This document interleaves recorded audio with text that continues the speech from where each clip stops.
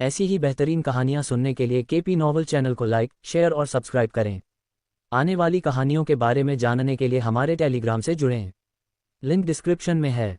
Hitman with A badass system, अध्याय 1271 वेदोरा, राक्षसों का राजा बनाम मुगाशुकुदो। युद्ध रुक गया क्योंकि ऊपर के बादल काले हो गए। रैनार की मृत्यु के बाद एक बार भारी बारिश नहीं हुई। हवा तनावपूर्ण हो गई, एक अशुभ आवेश से भरी हुई जिसने सबसे अधिक युद्ध कठोर सैनिकों को भी बेचैन कर दिया। क्या हो रहा है? नूह की सेना के एक सैनिक ने बड़बड़ाया, उसकी आवाज में भ्रम और भय था। मुझे इस बारे में बुरा लग रहा है। मुझे नहीं पता कि क्यों, लेकिन कुछ हो रहा है, एक और ने ऊपर की ओर इशारा करते हुए कहा, जबकि रैंकों में बेचैनी की भावना फैल गई। तब आकाश में बिजली की एक मोटी लकीर चमक उठी, जो प्रकृति की चमक की तरह क्षणभंगुर नहीं थी, बल्कि लगातार चमक रही थी, जो आकाश को दो भागों में विभाजित कर रही थी। घटना की वास्तविकता को समझते ही आंखें चौंक गईं। अरे, क्या ऐसा होना चाहिए? ये प्राकृतिक नहीं है, एक सैनिक चिल्लाया, हवा में आंसू की शक्ति के साथ कंपन होने पर पीछे हट गया। फिर विद्युतीकृत दरार के माध्यम से एक विशाल पंजा उभरा। इसका विशाल आकार और भयानक ताकत सभी को दिखाई दे रही थी, क्योंकि यह आंसू को और अधिक चौड़ा करने लगा और राज्य के ताने बाने को चीरता हुआ। अरे, वह चीज क्या है? एक और सैनिक चिल्लाया, उसकी आवाज में आतंक स्पष्ट था, क्योंकि पंजे का मालिक खुद को प्रकट करना शुरू कर दिया था। ऊपर के भगवान, हमें बचाओ! एक चिल्लाया, अपना हथियार गिरा दिया, उसकी बहादुरी शुद्ध भय में विलीन हो गई। जैसे ही राक्षसी पंजा आकाश में घुसा, यहां तक कि स्वर्गदूतों को भी अपनी रीढ़ की हड्डी से ठंडक महसूस हुई। पंजा बहुत बड़ा था, प्रत्येक पंजा सबसे ऊंचे पेड़ों से बड़ा था। इसके तराजू एक गहरे अथाह रंग के थे, जो इसके चारों ओर प्रकाश को अवशोषित करते प्रतीत होते थे। एक विशाल पंजे का ये दृश्य कयामत के हाथ की तरह आकाश के ताने बाने को चीरता हुआ सर्वनाश से कम नहीं था। हे भगवान, स्वर्ग में यह क्या है? एक देवदूत ने हौंफते हुए कहा, उसका सामान्य संयम मंडराते भय से बिखर गया। ये बुरा है, वास्तव में बुरा है, दूसरे ने बड़बड़ाते हुए कहा, उसकी आंखें उनके आसन विनाश के कच्चे एहसास से चौड़ी हो गई थीं। जमीन पर अपनी अदम्य भावना के लिए जानी जाने वाली ईव ने अपने हथौड़े को कसकर पकड़ लिया, उसकी निगाहें आसमान पर टिकी हुई थीं। पहली बार हाइड्रा के पंजे के पैमाने को देखते हुए उसकी आंखों में वास्तविक भय की झलक दिखाई दी। ये दृश्य इतना भयावह रूप से विदेशी और शक्तिशाली था, यह उनकी वर्तमान लड़ाई की अराजकता को पार कर गया, जिसने दोस्त और दुश्मन को एक साझा भयावह क्षण में एकजुट कर दिया। पंजे को आसमान से चीरते हुए देखना हिंसक लड़ाई को शांत करने के लिए पर्याप्त था। नूह की सेना के हर सैनिक से लेकर अमर अवस्था के देवदूत और खुद नूह तक सभी अपनी निगाहें आसमान पर गड़ाए हुए खड़े थे। सन्नाटा घना था, जिसे केवल राज्य के चीरने की आवाज ने ही बाधित किया। अरे, क्या हम इसके लिए तैयार भी हैं? एक सैनिक फुसफुसाया, उसकी आवाज बमुश्किल सुनाई दे रही थी, जो वहां मौजूद लोगों के सामूहिक भय को प्रतिध्वनित कर रही थी। सिर्फ एक पंजे की उपस्थिति ही आतंक और खौफ के नए दौर का संकेत देने के लिए पर्याप्त थी। उस पल उनके पिछले सभी संघर्ष और लड़ाइयां महत्वहीन लग रही थीं, जो आने वाले खतरे के पैमाने के सामने बौनी लग रही थीं। जैसे ही आंसू चौड़े हुए, हाइड्रा का एक काला विशालकाय सिर उभरा, जिसकी आंखें रात में जलते हुए कोयले की तरह थीं, जिससे युद्ध के मैदान में दहशत की लहरें उठ रही थीं। ये नज़ारा इतना भयावह था कि अनगिनत लड़ाइयों से कठोर हो चुके कई सैनिक अपना संयम नहीं रख पाए और खुद को गीला कर लिया। अरे, ये सिर्फ एक मिथक नहीं है, एक सैनिक ने कहा, उसकी आवाज़ डर से फट रही थी, क्योंकि वह राक्षसी सिर को घूर रहा था, जिसके तराजू एक अशुभ चमक के साथ चमक रहे थे। हे भगवान, हम मर चुके हैं, हम इतने मर चुके हैं, दूसरे ने फुसफुसाते हुए कहा। कांपते हुए उसने हाइड्रा को देखा, उसका आकार और क्रूरता किसी भी कल्पना से परे थी। फिर एक दूसरा सिर, एक भयावह भूरे रंग की टोन लेकर, क्षेत्र के चीर से टूट गया। उसकी दहाड़ गड़गड़ाहट की तरह थी, जो खुद कयामत की पुकार की तरह गूंज रही थी। इस दहाड़ ने शॉकवेव और शक्तिशाली झोंके छोड़े, जो सैनिकों को हवा में लुढ़कने और युद्ध मशीनों को इस तरह बिखेरने के लिए पर्याप्त थे जैसे कि वे केवल खिलौने हों। ऊपर के भगवान, वह चीज क्या है? एक घबराई हुई चीख सुनाई दी। आवाज हाइड्रा के प्रवेश के बाद भय और अराजकता के कोलाहल में खो गई। हम इसके खिलाफ लड़ रहे हैं। क्या तुम मुझसे मजाक कर रहे हो? एक और सैनिक चिल्लाया, उसका हमेशा की तरह युद्ध के लिए कठोर व्यवहार स्पष्ट, बिना फिल्टर किए आतंक में बदल गया। जब तीसरा सिर, जो अपनी सफेद रंगत से पहचाना जाता है, आंसू के बीच से उभरा, तो नूह अपने मन में अनुपस्थित डार्क लॉर्ड को संबोधित करने से खुद को रोक नहीं सका। तुमने दुनिया पर क्या कहर ढाया है, भूत? उसका मानना था कि हाइड्रा का प्रकट होना डार्क लॉर्ड के देवताओं के क्षेत्र में किए गए कार्यों का परिणाम था, इस बात से अनजान की इस आपदा का असली वास्तुकार एंडोहर था, जो समय और स्थान का देवता है, जिसकी डार्क लॉर्ड के प्रति शत्रुता समुद्र से भी गहरी थी। जब सैनिकों ने तीसरा सिर देखा, तो वे सभी बेसुध हो गए और उनकी चीखें और चिल्लाहटें तेज हो गईं। हर कोई अपना अविश्वास और भय व्यक्त कर रहा था। हे भगवान, क्या कोई और है? इस चीज के कितने सिर हैं? एक सैनिक निराशा में चिल्लाया, जो हर किसी के दिल में व्याप्त भय को प्रतिध्वनित कर रहा था। युद्ध के मैदान में चीखें और चिल्लाहट गूंज उठी। सैनिकों का आश्चर्य स्पष्ट था, क्योंकि उन्हें हाइड्रा के विशाल आकार और उसके सिर की संख्या का एहसास हुआ। उसका विशाल शरीर उभरा, जो जमीन पर एक अशुभ छाया डाल रहा था, एक अंधेरा पूर्वाभास जिसने हवा को ठंडा कर दिया। भूत, यहाँ तुम्हारी जरूरत है, मुझे तुम्हारी जरूरत है। इस अराजकता के बीच ईव ने खुद को हवा में एक विनती करते हुए पाया।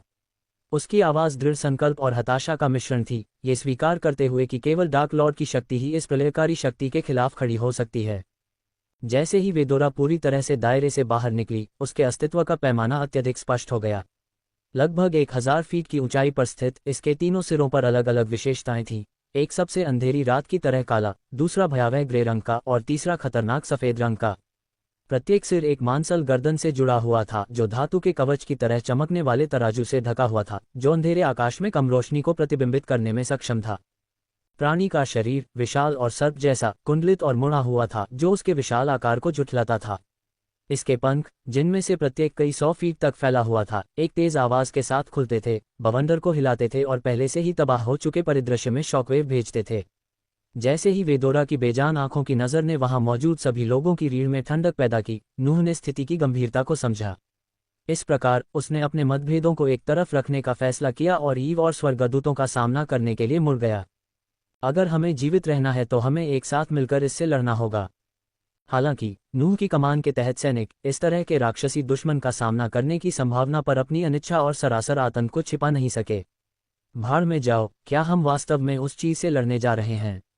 ये बहुत बड़ी है, एक सैनिक ने फुसफुसाते हुए कहा, उसकी आवाज भय से कांप रही थी। धिक्कार है, मैंने किंवदंतियों से राक्षसों से लड़ने के लिए साइन अप नहीं किया। एक और ने कहा, उसका चेहरा पीला पड़ गया क्योंकि वह आकाश में वेदोरा के राक्षसी रूप को देख रहा था। वेदोरा के विशाल आकार और अलौकिक उपस्थिति ने सभी को गहरे, बेचैन करने वाले भय से भर दिया, जिससे उनके बचने की संभावना पर संदेह होने लगा। जीत की तो बात ही छोड़िए।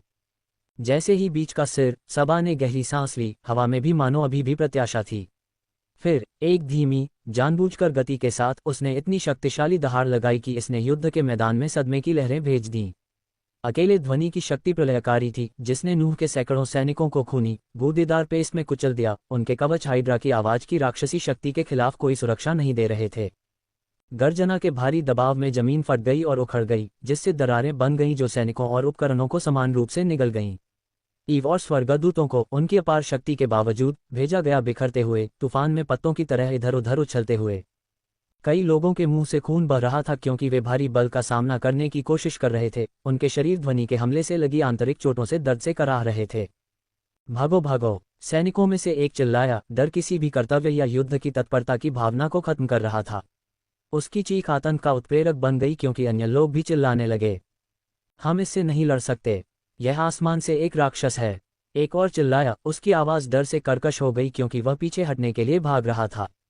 दहाड़ को झेलते हुए नूह आसमान की ओर भागा। उसका शरीर जलती हुई हल्की लपटों में लिपटा हुआ था, जो वेदोरा की ओर उड़ते हुए एक उल्कापिंड जैसा था।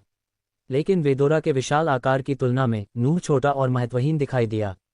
वेदोरा के देवताओं के क्षेत्र की साधना के स्तर से निकलने वाले विशाल विकिरण ने दुनिया को अकल्पनीय तरीकों से गहराई से प्रभावित किया।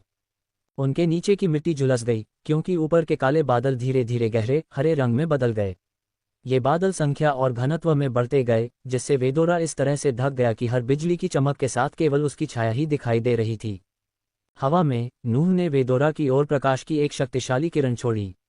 हालांकि वेदोरा अविचलित रहा। सबा का सिर आगे बढ़ा और नूह को एक कीड़े की तरह झपट्टा मारा, जिससे वह जमीन पर गिर गया। बिना किसी देरी के वेदोरा ने एक और हमला किया, इस बार अयाग के सफेद सिर से। अपने जबड़े को धीरे धीरे खोलते हुए उसने ध्वनि तरंगों के साथ मोटी सुनहरी बिजली के हमले छोड़े। इस विनाशकारी संयोजन ने सेना के एक और हिस्से को नष्ट कर दिया और हमले में फंसे स्वर्गदूतों के नेता को बिजली ने मारा। वह कुछ ही सेकंड में राख में बदल गया, जिससे वेदोरा की भयानक शक्ति का पता चला।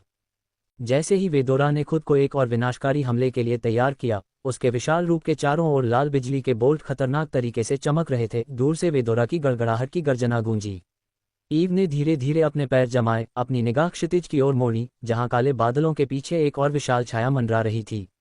ये छाया वेदोरा जितनी ही बड़ी लग रही थी, अगर उससे बड़ी नहीं तो आसन विनाश की भावना पैदा कर रही थी। ईव ने आंखें सिकोड़कर तूफानी बादलों के घने आवरण के माध्यम से इस नई विशाल आकृति के विवरण को समझने की कोशिश की। जैसे जैसे आकृति स्पष्ट होती गई, उसका दिल भय और प्रत्याशा के मिश्रण से धड़कने लगा। एक और हाइड्रा जैसे प्राणी की रूपरेखा प्रकट हुई, जिसकी उपस्थिति आज्ञाकारी और भयावह थी। मोगाशुकु, ईव ने अपनी सांस के नीचे बड़बड़ाया, उसकी आंखों में पहचान उभर रही थी। अध्याय 1272 वेदोरा, राक्षसों का राजा बनाम मोगाशुकु 3। दूसरे मोगाशुकु के उभरने से नूह के चेहरे पर चिंता की लकीरें उभर आईं। उसी समय उसने देखा कि ईव का व्यवहार थोड़ा ढीला पड़ गया था, क्योंकि वह खुद को जमीन से उठा रहा था। वेदोरा में आत्मा या किसी भी तरह की बुद्धि की कमी के बावजूद, जो सब कुछ नष्ट करने के लिए उसके अस्तित्व में उत्कीर्ण शुद्ध प्रवृत्ति से परे थी, उसने एक और दुर्जय खतरे के आगमन को महसूस किया। परिणामस्वरूप वेदोरा ने अपना हमला रोक दिया। अयाग के सिर ने अपना मुंह बंद कर लिया और मोगाशुकु के दृष्टिकोण की दिशा में क्षितिज की ओर देखने लगा।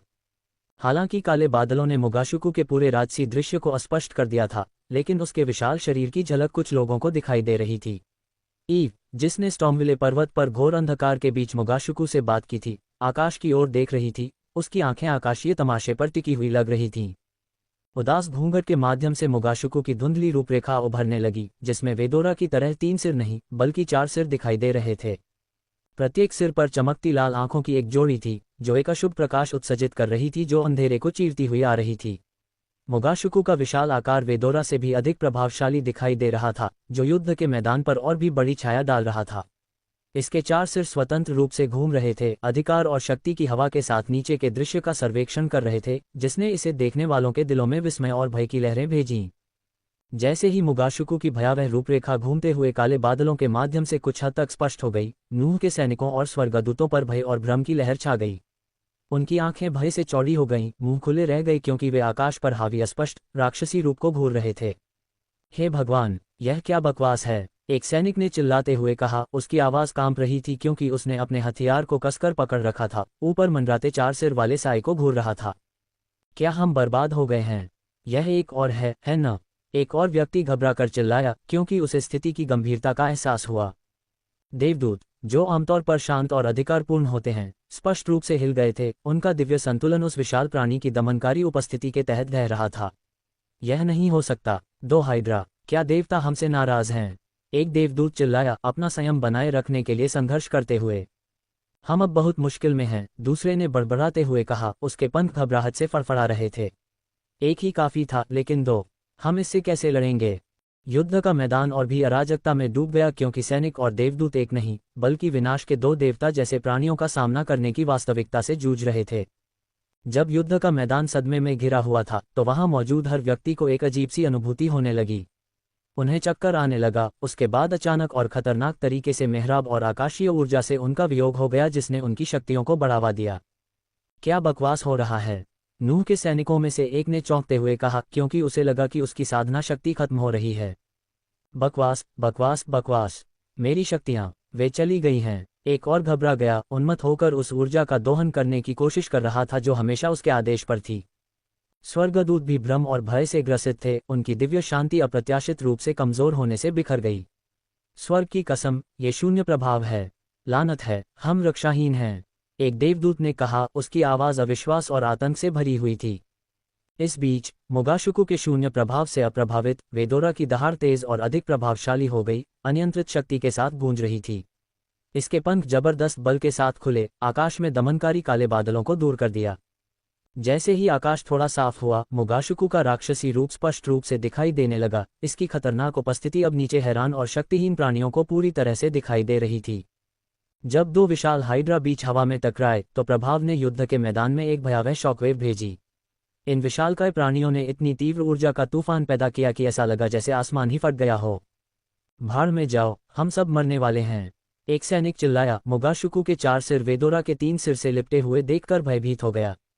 भगवान की मां, उन राक्षसों को देखो, एक और चिल्लाया। उनके नीचे की जमीन उनके हवाई युद्ध के बल से कांप रही थी। मोगाशुकु ने बहरा कर दिया। उसके 4 सिर वेदोरा के चारों ओर भयंकर रूप से लिपटे हुए थे, दूसरे हाइड्रा को जकड़ने और उस पर हावी होने का प्रयास कर रहे थे। हालांकि वेदोरा ने भी उतनी ही क्रूरता से जवाबी हमला किया। उसके सिर मोगाशुकु पर टूट पड़े और काटने लगे। उनके विशाल दांत गड़गड़ाहट की आवाज के साथ टकरा रहे थे। क्या ये दुनिया का अंत है? एक भयभीत दर्शक चिल्लाया, क्योंकि उनके आसपास की इमारतें और संरचनाएं हाइड्रा की लड़ाई के बल पर ढहने लगीं।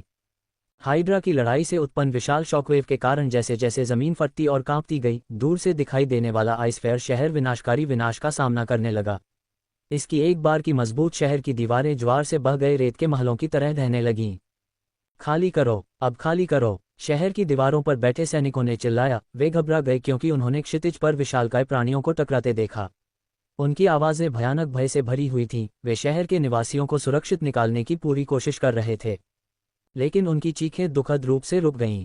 आइसफेयर शहर के नीचे की धरती कराह उठी और फट गई। इसकी इमारतें विनाश के डोमिनोज प्रभाव में ढह गईं।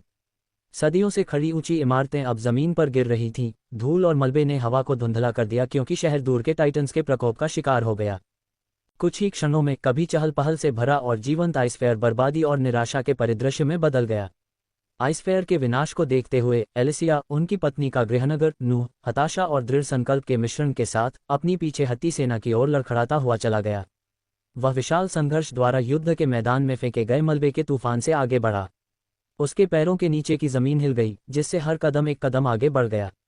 संघर्ष, लेकिन स्थिति की तात्कालिकता ने उसे शक्ति प्रदान की। हटो, पीछे हटो, उसने आदेश दिया। उसकी आवाज़ किसी तरह विनाश की कर्कशता को व्यक्त कर रही थी। उसके सैनिक, अपनी अचानक शक्तिहीनता से भ्रमित और भयभीत, अपने सर्वोच्च संरक्षक की ओर देखते हुए अराजकता के बीच उसके संकल्प में आशा की किरण पाते हैं। स्वर्गदूत, अपनी दिव्य शक्ति से वंचित, भागने के अपने प्रयास में कम हताश नहीं थे। उनकी एक बार की सुंदर और प्रभावशाली उपस्थिति अब सुरक्षा के लिए उन्मत्त संघर्ष में सिमट गई। अरे, हम उड़ भी नहीं सकते, एक स्वर्गदूत ने शाप दिया। उसके शब्द अविश्वास और घबराहट से भरे हुए थे क्योंकि वे पैदल भागने का प्रयास कर रहे थे, एक ऐसा अपमान जिसे वे युगों से नहीं जानते थे। रास्ते से हट जाओ, एक और चिल्लाया। नूह की सेना की अव्यवस्थित पंक्तियों को धकेलते हुए उनका दिव्य चेहरा भय और युद्ध के मैदान की धूल से खराब हो गया। लेकिन दूसरी ओर हवा पीछे नहीं हट रही थी। इसके बजाय उसने स्वर्गदूतों, खासकर उनके नेताओं को निशाना बनाने का अवसर जब्त कर लिया। जैसे ही नूह ने अपनी सेना को सुरक्षित स्थान पर पहुंचाने की कोशिश की, ईव ने स्वर्गदूतों के नेता को जल्दी से घेर लिया। सावधान, दूसरे नंबर के कमांडर ने चिल्लाया, लेकिन ईव की तेजी ने जीत हासिल की। मोगाशुकु के शून्य प्रभाव ने सभी की साधना को बेअसर कर दिया। युद्ध का मैदान समतल हो गया, जिससे सभी के लिए लड़ाई निष्पक्ष हो गई। साधना द्वारा सहायता प्राप्त नहीं होने पर भी ईव का हथौड़ा, शारीरिक शक्ति से शक्तिशाली स्वर्गदूतों के नेता के सिर से टकराया। हेलमेट ने तूफान के क्रोध और हाइड्रा की दहाड़ के बीच उसकी खोपड़ी के फटने की आवाज को रोकने में बहुत कम मदद की। लानत है, ईव के घातक प्रहार को देखकर नूह ने कहा। हालांकि उसकी प्राथमिकता अपनी सेना को सुरक्षित स्थान पर ले जाना था और ईव का प्रहार इतना तेज था कि वह हस्तक्षेप नहीं कर सकता था। इसके अलावा अपनी दिव्य अवस्था शक्तियों के बिना नूह ने खुद को अपने सामान्य लाभ के बिना पाया, ईव के हाथों स्वर्गदूत की मृत्यु को रोकने में असमर्थ। क्रोध, जैसे ही स्वर्गदूतों के नेता का भयानक अंत हुआ, बाकी स्वर्गदूत सदमे और गुस्से में दहाड़ने लगे। तुम कमबख्त राक्षस हो, एक चिल्लाया।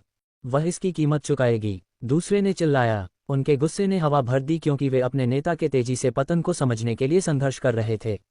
NO12BN.C इस बीच युद्ध की अराजकता और ऊपर के उग्र तूफान के बीच नूह ने खुद को फटा हुआ पाया। वह हस्तक्षेप करने और स्वर्गदूतों के बीच आगे के नरसंहार से ईव को रोकने वाला था। हालांकि उसका ध्यान अचानक उसकी अपनी सेना की चीखों से भटक गया। सर्वोच्च संरक्षक, हमें आपकी जरूरत है, उसके एक जनरल ने पुकारा। उसकी आवाज में तत्परता और डर था।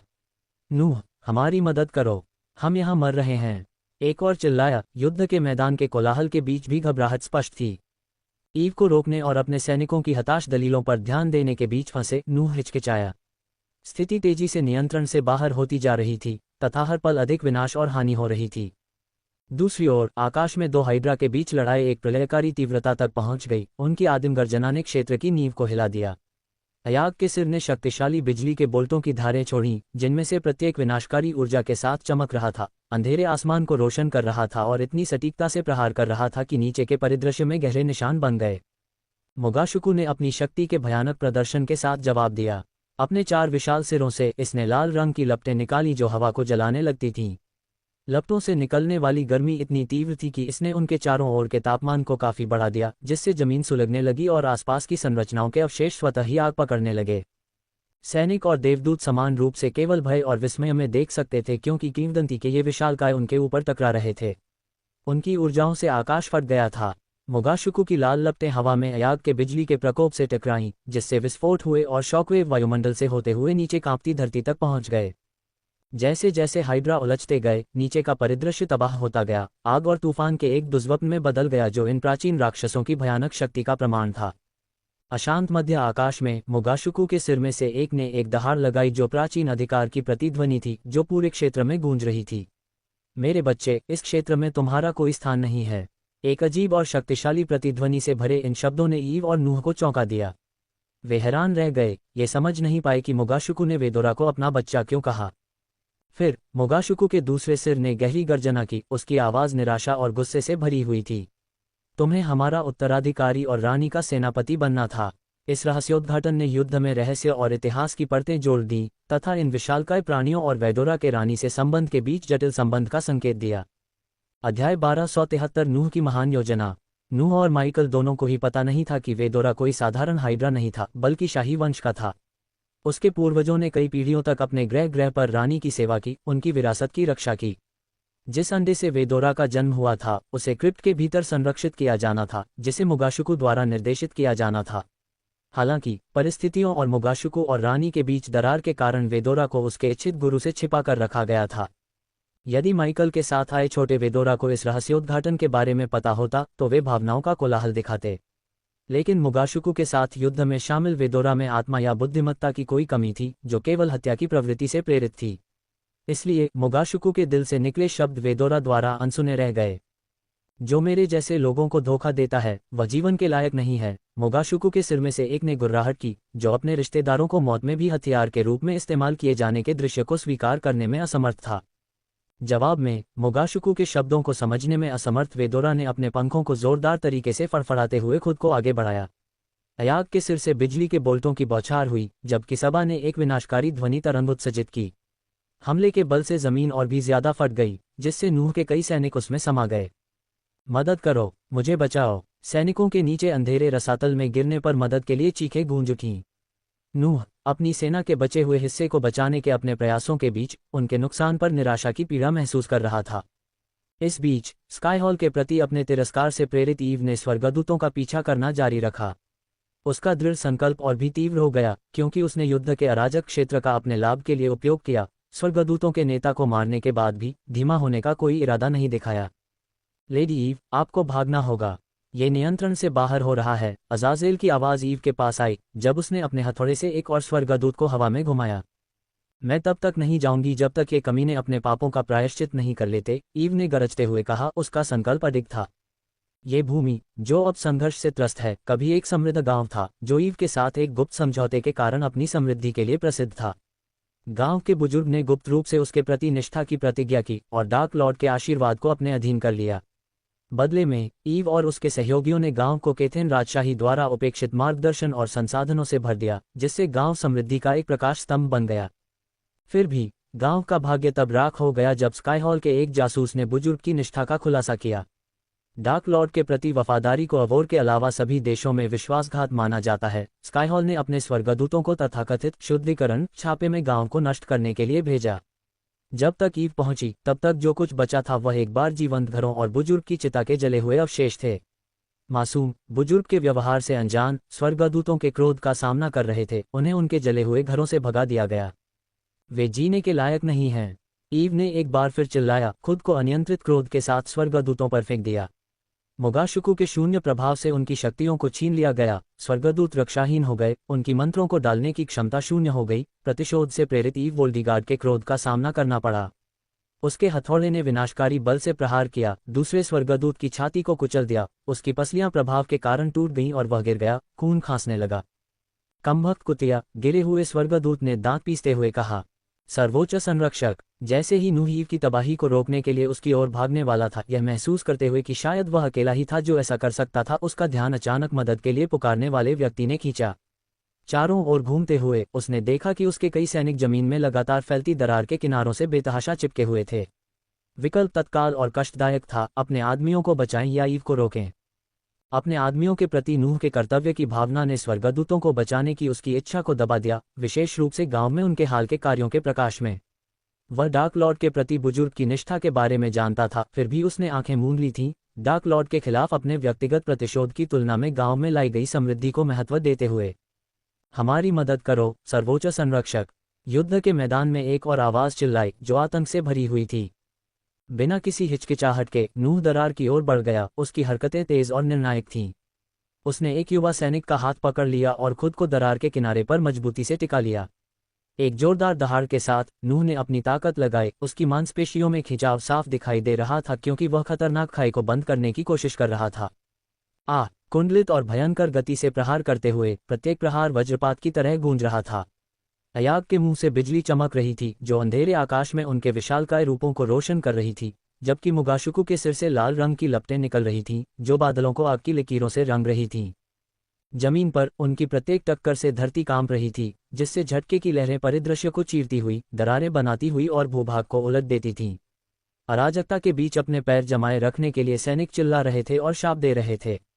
लानत है, सावधान, एक सैनिक चिल्लाया, क्योंकि हाइड्रा की लड़ाई के बल से पास का एक पेड़ उखड़ गया था जो उनके गठन के पास गिर गया था। ईव अपने ही भयंकर युद्ध में पूरी तरह डूब गई। उसने अपने हथौड़े को घातक सटीकता के साथ घुमाया, प्रत्येक बार उसके क्रोध के भार के साथ जमीन पर गिरा। स्वर्गदूतों का सामना करते हुए उसकी आंखें प्रतिशोध से चमक उठी। उसका हथौड़ा बिजली की ऊर्जा से चमक रहा था।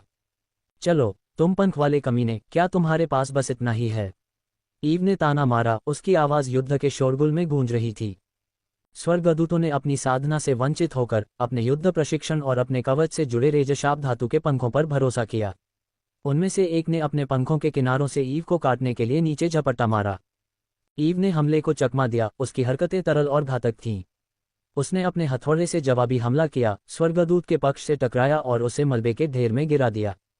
तुम्हें मुझे नीचे गिराने के लिए पंखों से ज्यादा की जरूरत होगी, बेवकूफ, ईव ने गुर्राते हुए कहा। उसकी नज़र अपने अगले लक्ष्य की तलाश में थी। एक और स्वर्गदूत ने उस पर हमला किया। उसका हथियार ऊंचा उठा हुआ था। ईव ने उसके हमले का सामना किया, अपने हथौड़े की शाफ्ट से उसके हमले को रोका और फिर उसके पेट पर एक क्रूर घुटना मारा। जैसे ही स्वर्गदूत ने दुगना किया, ईव ने उसका सिर पकड़ लिया और उसे अपने उठते हुए घुटने पर गिरा दिया। प्रभाव पर एक भयानक क्रंच की आवाज आई। ईव के लगातार हमले जारी रहने के कारण खून और दर्द की चीखें हवा में भर गईं। उसका हर हमला उसकी क्रूरता, उसकी ताकत और युद्ध कौशल का प्रदर्शन था जो डार्क लॉर्ड के अधीन लड़ाई और प्रशिक्षण से प्राप्त हुआ था। संख्या में बढ़त के बावजूद स्वर्गदूत ईव की क्रूरता से परास्त हो गए। उनके रणनीतिक गठन उसके हमले के आगे ढह गए और उसे घायल करने के उनके प्रयासों को अक्सर उसके क्रूर जवाबी हमलों का सामना करना पड़ा। अचानक अयाग के सिर से एक बहुत बड़ा बिजली का बोल्ट ईव और स्वर्गदूतों के पास जमीन पर गिरा, जिसके विस्फोटक प्रभाव से वे हवा में उछल गए।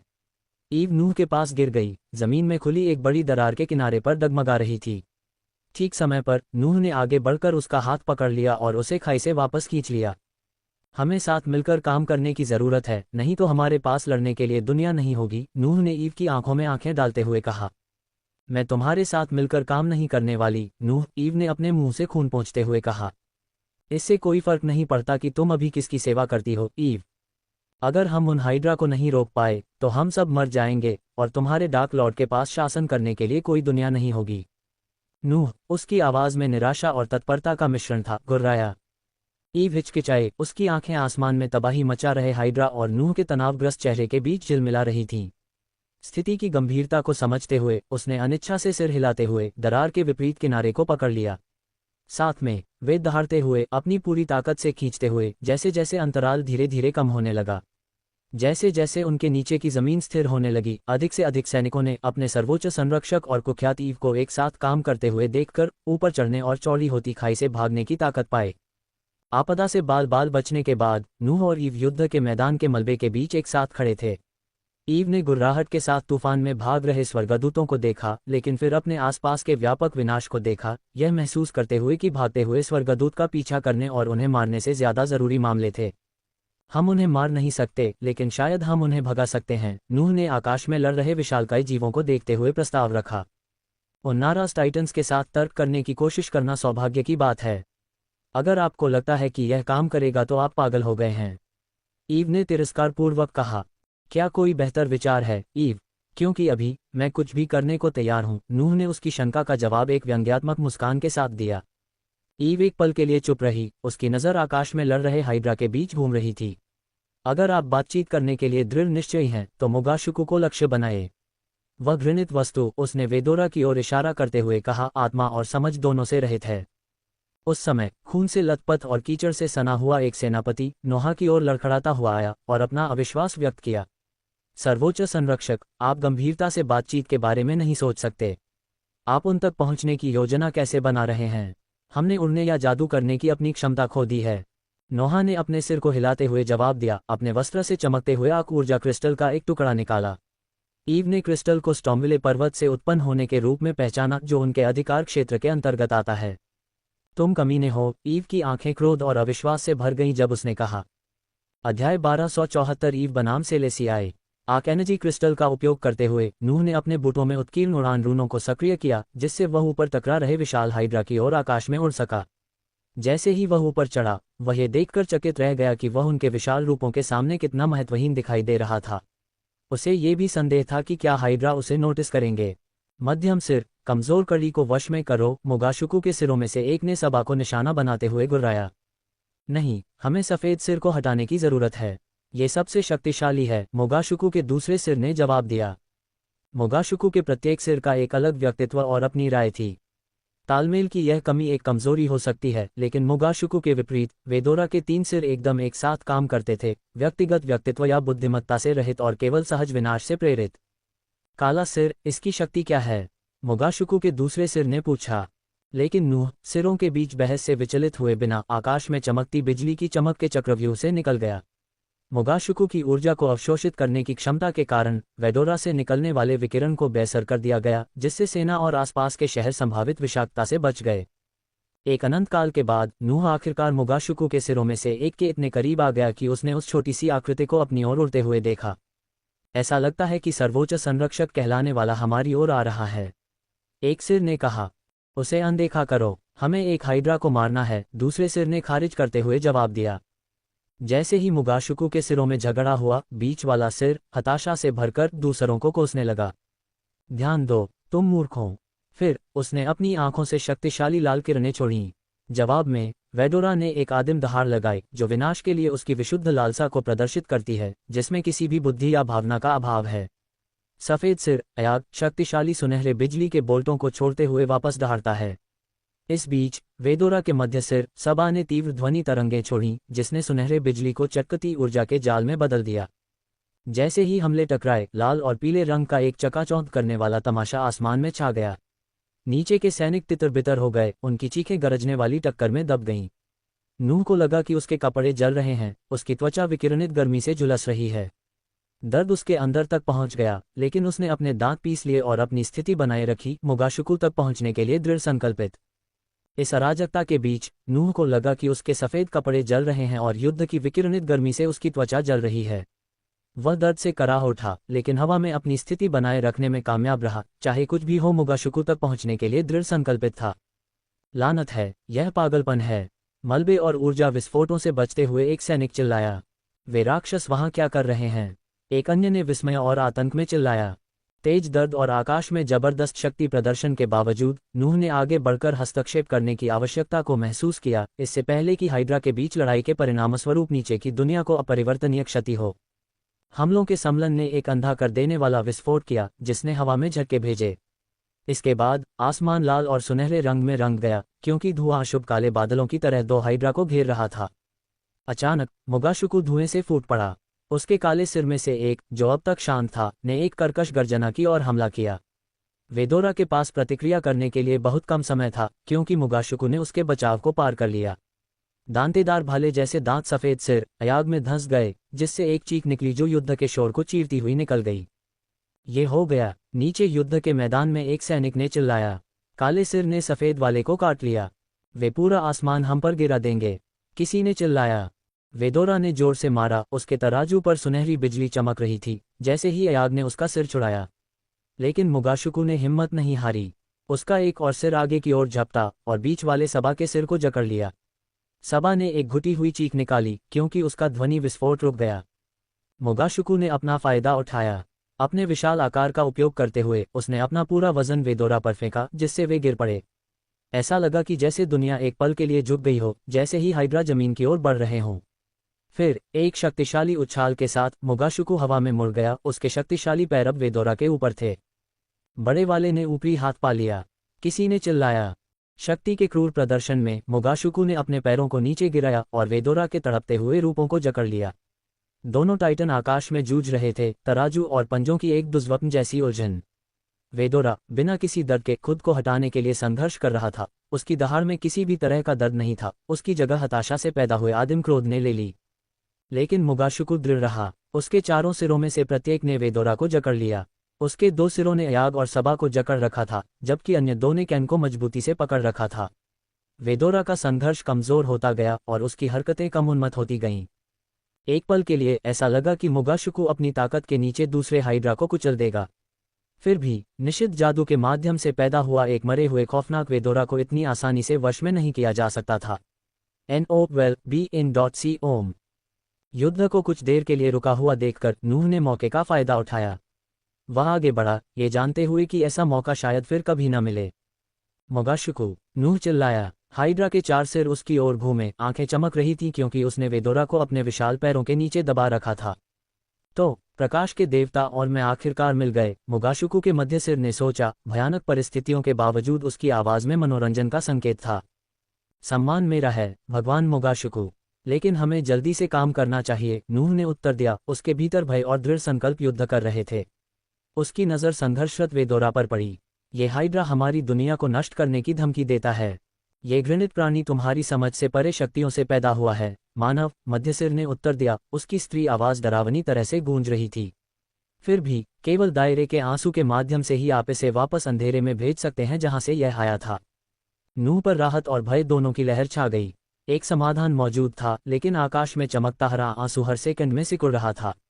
उसे जल्दी से काम करना था। मैं कैसे मदद कर सकता हूँ? नूह ने पूछा। उसकी आवाज में हताशा बढ़ रही थी। एक तनावपूर्ण क्षण के लिए मोगाशुकु ने अपनी ठंडी निगाह से उसकी जांच की।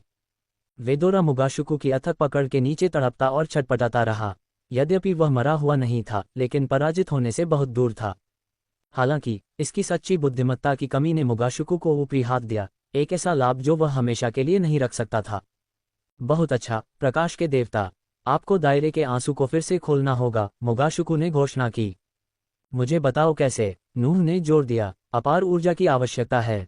शुद्ध, केंद्रित ऊर्जा को आंसू पर केंद्रित किया जाना चाहिए। नूह के जवाब देने से पहले एक जोरदार विस्फोट हवा में हुआ।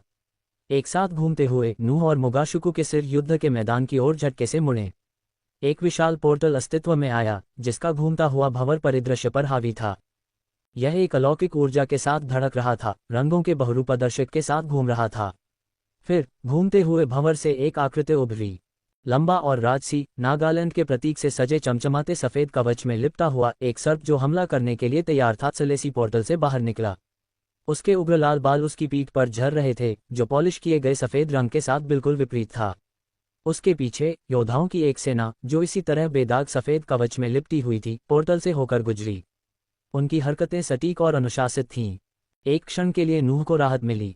सास के नेतृत्व में इतनी सुसज्जित सेना ने उसके दिल की धड़कन को कुछ हद तक शांत किया। लेकिन संदेह का एक टुकड़ा अभी भी बाकी था। वह जानता था कि नागालैंड की सेना, हालांकि कुशल थी, एक मरे हुए हाइड्रा की कच्ची शक्ति का मुकाबला नहीं कर सकती थी। जब आखिरी सैनिक पोर्टल से आगे बढ़ा, तो झिलमिलाता हुआ प्रवेश द्वार एक और जोरदार दरार के साथ बंद हो गया। सलेसी ने अपना हाथ उठाया, अपने रैंकों के माध्यम से लहरदार बड़बड़ाहट को शांत किया। उसकी निगाह युद्ध के मैदान में घूमी, आखिरकार ऊपर के राक्षसी तमाशे पर टिक गई। एक पल के लिए उसकी आंखों में रुगन संतुष्टि जैसी कुछ चमक थी। वहां एक घातक आलिंगन में बंद 2 हाइड्रा थे, मोगाशुकु, जिसके कई सिर पीटते हुए वेदोरा पर प्रभुत्व में गुर्रा रहे थे। सलेसी के होठों पर एक गुप्त मुस्कान खेल रही थी, उसके दृढ़ चेहरे के नीचे छिपी चालाकी की एक झलक। अंदोहर की दुस्साहसी और जोखिम भरी योजना काम कर रही थी। इस कुलीन सेना का नेतृत्व करते हुए उसका आगमन निस्संदेह नूह को यह विश्वास दिलाएगा कि वह उनके पक्ष में तराजू को झुकाने के लिए यहाँ आई है। लेकिन उसका असली उद्देश्य कहीं ज्यादा जटिल था। उसे नूह, प्रकाश के देवता को अंधेरे भगवान का सामना करने के लिए प्रेरित करना था। सेलेसी को अंधेरे के देवता को नश्वर दुनिया में लुभाने की जरूरत थी, ताकि एक युद्ध का मैदान बनाया जा सके जहां नूह, प्रकाश के देवता, को एक स्टैंड लेने के लिए मजबूर किया जा सके। तभी डार्क लॉर्ड के खिलाफ उसका बदला पूरा होगा, एक योजना जो सालों से उबलती नफरत और अपने पिता के लिए न्याय की प्यास से प्रेरित थी। इस बीच नूह, सेलेसी के असली मकसद से अनजान, अपनी सास को उम्मीद और बेचैनी के मिश्रण के साथ देख रहा था। दूसरी ओर जब ईव ने सेलेसी और उसकी सेना को देखा तो उसे पता था कि सेलेसी को खत्म करने का समय आ गया है, भले ही हाइड्रा ऊपर लड़ रहे हों और उनकी लड़ाई दुनिया को नष्ट कर सकती है। अज़ाज़ेल, क्या तुम ये देख रहे हो? वह यहाँ है, ईव ने अपने एयरपीस में कहा, जमीन पर मजबूती से खड़ी थी। मैं इसे देख रहा हूँ मेरी महिला, लेकिन उससे उलझना मत, उसके जैसा सांप बिना किसी चालाक योजना के नहीं आता। चूंकि नूह को यह दिखाने का कोई मौका नहीं है कि यह सब शायद उसका ही किया धरा है, इसलिए आपको पीछे हटना होगा और उम्मीद करनी होगी कि डार्क लॉर्ड जल्द ही आ जाएगा, अज़ाज़ेल ने सलाह दी। हालांकि ईव ने अपना सिर हिलाया, ये जानते हुए कि यह सेलेसी को हमेशा के लिए खत्म करने का उसका सबसे अच्छा मौका था। नहीं, मैं उस सांप के पीछे जा रही हूँ अज़ाज़ेल। मैं उस कुतिया का सिर काटने जा रही हूँ और इस साजिश को हमेशा के लिए खत्म कर दूंगी, ईव ने घोषणा की। युद्ध के मैदान से दूर भयावह एंड्रियास हवा में तैर रहा था, दृश्य को देख रहा था। उसने सेलेसी के साथ एक टेलीपैथिक कनेक्शन बनाए रखा, उसे योजनाओं के बारे में अपडेट रखता रहा। हमारी सेना हैरी के खिलाफ आगे बढ़ रही है, सेलेसी। अगर नूह एक बार फिर डार्क लॉर्ड को मारने में विफल रहता है तो हमारे पास बैकअप होगा, एंड्रियास ने भयावह हंसी के साथ कहा। ऐसा लग रहा है कि डार्क लॉर्ड का पालतू कुत्ता मेरी ओर आ रहा है। ऐसा लगता है कि हम डार्क लॉर्ड को नाराज होने का एक कारण दे सकते हैं, सेलेसी ने मानसिक रूप से जवाब दिया। तुम्हारा क्या मतलब है? एंड्रियास ने पूछा, हालांकि उसे संदेह था कि सेलेसी इस मामले में कहाँ जा रहा है। मैं उसे मारने जा रहा हूँ, सेलेसी ने ठंडी हंसी के साथ जवाब दिया। अध्याय 1275 ईव बनाम सेलेसी 2। सेलेसी ने ईव को आते हुए देखा और अपनी आत्मा सेना को उस पर हमला करने का आदेश दिया। चूंकि वह एंडोहर की बेटी थी और एंडोहर फोरक्रक्स नेक्रोमेंसी के देवता के साथ मिली भगत में था, इसलिए सेलेसी को बुक ऑफ द डेड का एक अधिक शक्तिशाली संस्करण मिला था, जो डुलर द्वारा नेदर क्षेत्र से मरे हुए लोगों को बुलाने के लिए इस्तेमाल किए जाने वाले संस्करण से कहीं बेहतर था। इस पुस्तक ने सेलेसी को नूह और माइकल के बीच पिछली लड़ाइयों में मारे गए लोगों के शरीर को पुनर्जीवित करने की अनुमति दी, इन शरीरों में एकत्रित आत्माओं को डाला, इस प्रकार अपनी सेना बनाई। हालांकि इन मरे हुए सैनिकों की असली प्रकृति उनके पीले चेहरे और छिलती हुई त्वचा उनके द्वारा पहने गए कवच के नीचे छिपी हुई थी। बाहरी दुनिया के लिए ये सेना नागालैंड से प्रतीत हुई, जिसमें सभी सैनिकों को नागा माना जाता था। मोगाशुकु की वायुमंडल में मेहराब और आकाशीय ऊर्जा को अवशोषित करने की क्षमता के साथ कोई भी मंत्र का उपयोग नहीं कर सकता था या ऊर्जा का दोहन नहीं कर सकता था। इस प्रकार वे सभी जादू की सहायता के बिना ईव पर टूट पड़े। आत्माओं से भरे इन मरे हुए सैनिकों में सामान्य मरे हुए सैनिकों की तुलना में थोड़ी अधिक बुद्धिमत्ता थी, जो ईव पर बिना सोचे समझे हमला करने के बजाय रणनीतिक रूप से सभी दिशाओं से उसे घेर रहे थे। यह आज खत्म हो गया, कुतिया, ईव ने दहाड़ते हुए अपने हथौड़े को तेजी से घुमाया और फिर उसे इतनी ताकत से फेंका कि आगे बढ़ते सैनिक उड़ गए। इस बीच आकाश में नूह ने ऊर्जा स्रोत की खोज की, जिसका उपयोग दायरे की दरार को चौड़ा करने और 3 सिर वाले हाइड्रा को वापस वहीं भेजने के लिए किया जा सके जहां से वह आया था। जब तक तुम नहीं चाहते कि तुम्हारी दुनिया राख में बदल जाए, मेरा सुझाव है कि तुम जल्दी से ऊर्जा स्रोत ढूंढो। मैं इसे लंबे समय तक नहीं रोक सकता, मोगाशुकु के एक सिर ने नूह से कहा। लेकिन जब नूह ने ईव को सेलेसी की ओर बढ़ते हुए देखा तो उसकी पत्नी की मौत और जानाली की टूटी हुई हालत की झलक उसके दिमाग में आई। वह नहीं चाहता था कि उसकी सास का भी यही हश्र हो, इसलिए उसने तुरंत उसकी मदद के लिए उड़ान भरने की कोशिश की। हालांकि जैसे ही नूह ने मुड़कर देखा, वेदोरा ने दहाड़ते हुए मोगाशुकु की पकड़ से खुद को मुक्त कर लिया। इस बीच मरे हुए सैनिक ईव पर अप्राकृतिक गति से उतर आए।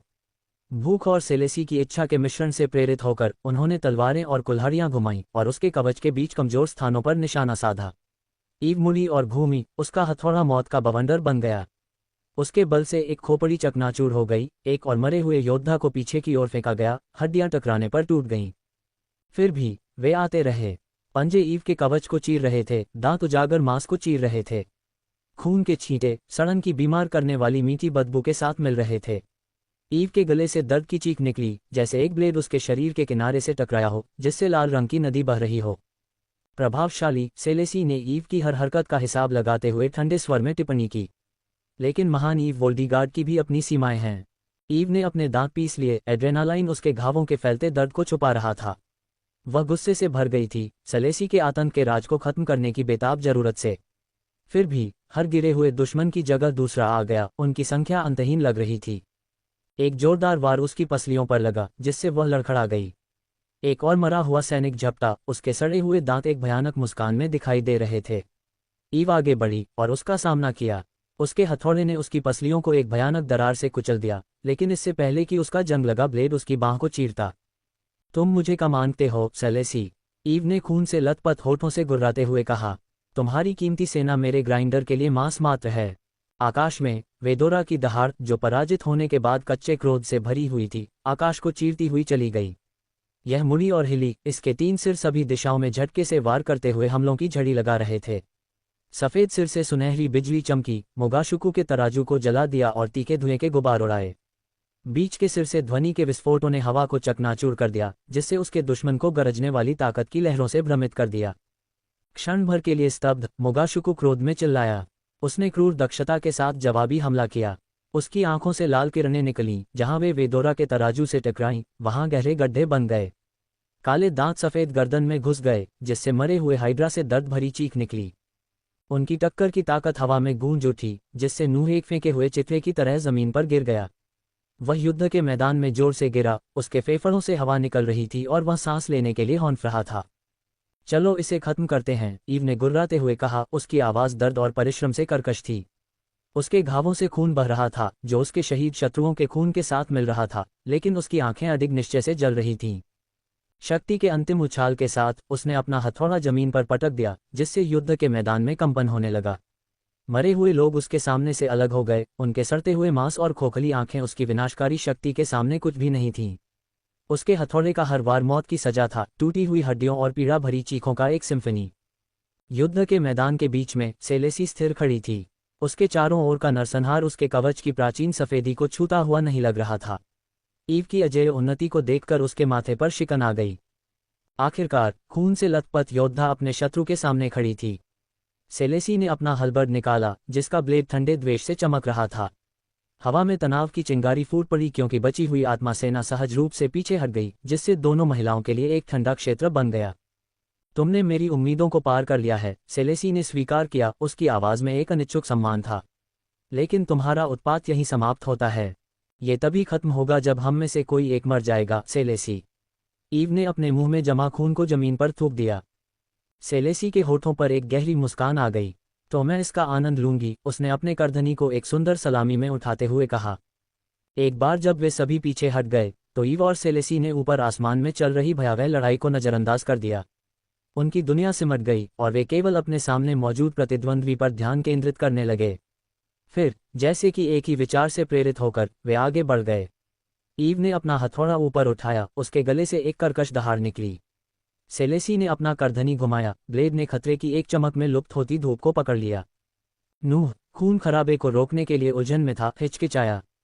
इससे पहले कि वह फैसला कर पाता, आपदा आ गई। वेदोरा की सुनहरी बिजली की बोल्ट नीचे की ओर झुकी, जो उसकी स्थिति से मात्र कुछ फीट की दूरी पर जमीन पर गिरी। प्रभाव के बल ने उसे पीछे की ओर फेंक दिया, जिससे उसके फेफड़ों से हवा निकल गई।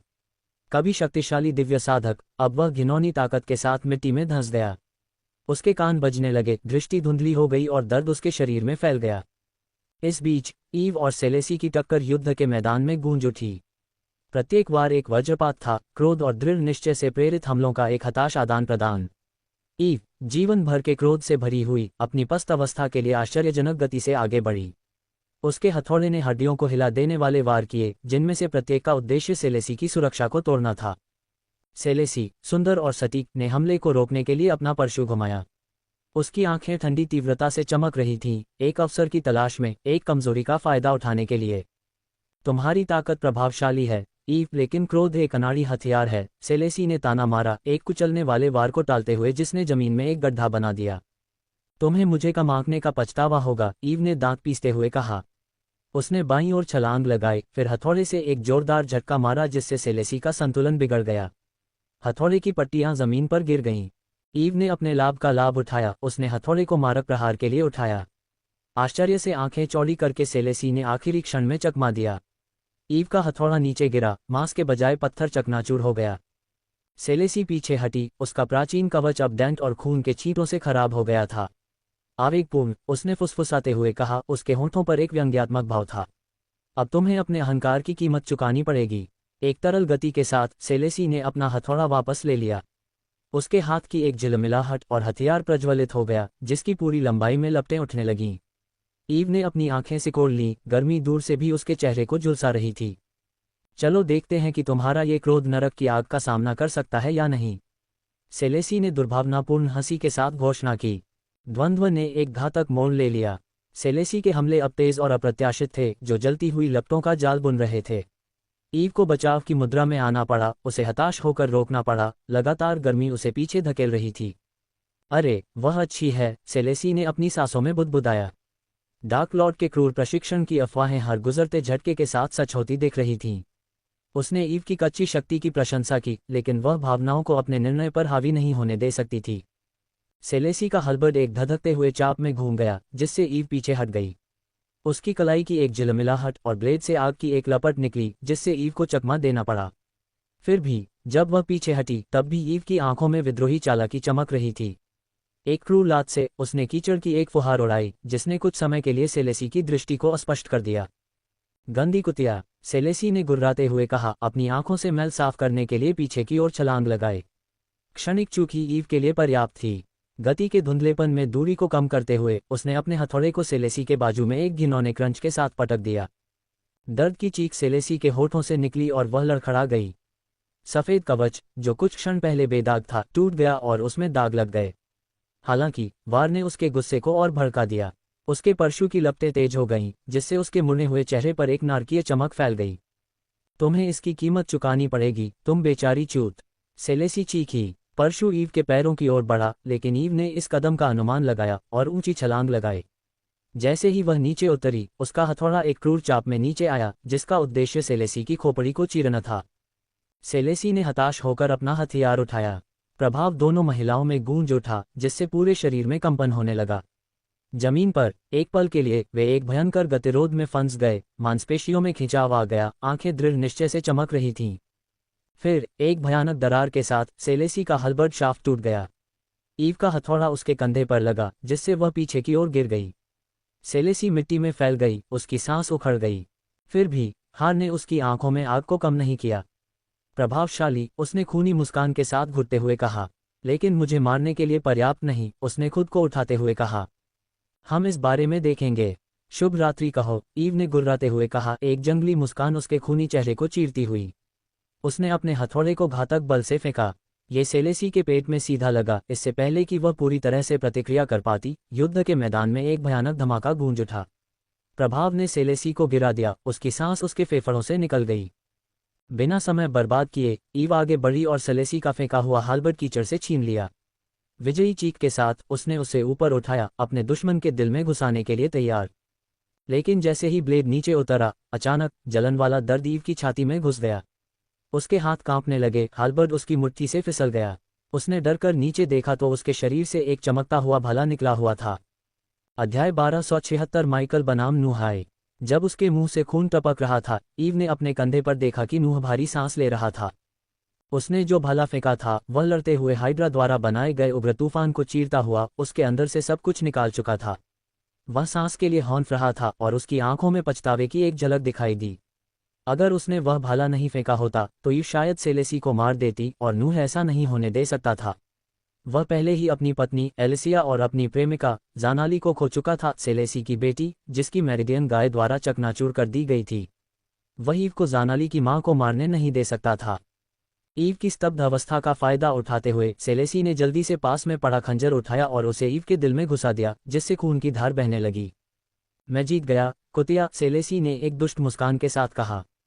हालांकि जब सेलेसी ने ईव के चेहरे पर मुस्कान देखी तो उसकी रीढ़ की हड्डी में ठंडक दौड़ गई। तुम्हें पता नहीं है कि तुम्हारे साथ, तुम्हारे छोटे से राज्य और तुम्हारे दामाद के साथ क्या होने वाला है, ईव ने खून खांसते हुए कहा, जो उस प्रतिशोध की ओर इशारा कर रहा था जो जल्द ही उनके दोस्त डार्क लॉर्ड के हाथों होने वाला था। ईव, लेनोरा की चीख युद्ध के मैदान में गूंज उठी जब सेलेसी ने देखा कि बड़ी पिशाच अपनी साथी ट्रिस्टा के साथ बख्तरबंद सैनिकों पर हमला कर रही है। हालांकि सेलेसी की आत्मा सेना इतनी शक्तिशाली थी कि उसने बड़ी पिशाचों को समय पर ईव तक पहुंचने से रोक दिया। जैसे ही ईव ने उपचार औषधि के लिए हाथ बढ़ाया, अयाग के सिर ने मुगाशुकु पर सुनहरे बिजली के बोल्टों की बौछार कर दी। एक आवारा बोल्ट ईव के पास जमीन पर गिरा, जिससे वह अपने कवच के भीतर उपचार औषधि को पकड़ पाने से पहले ही उड़ गई। बिजली के बोल्ट की ताकत ने न केवल ईव को उड़ा दिया बल्कि नूह और सेलेसी को भी पीछे धकेल दिया।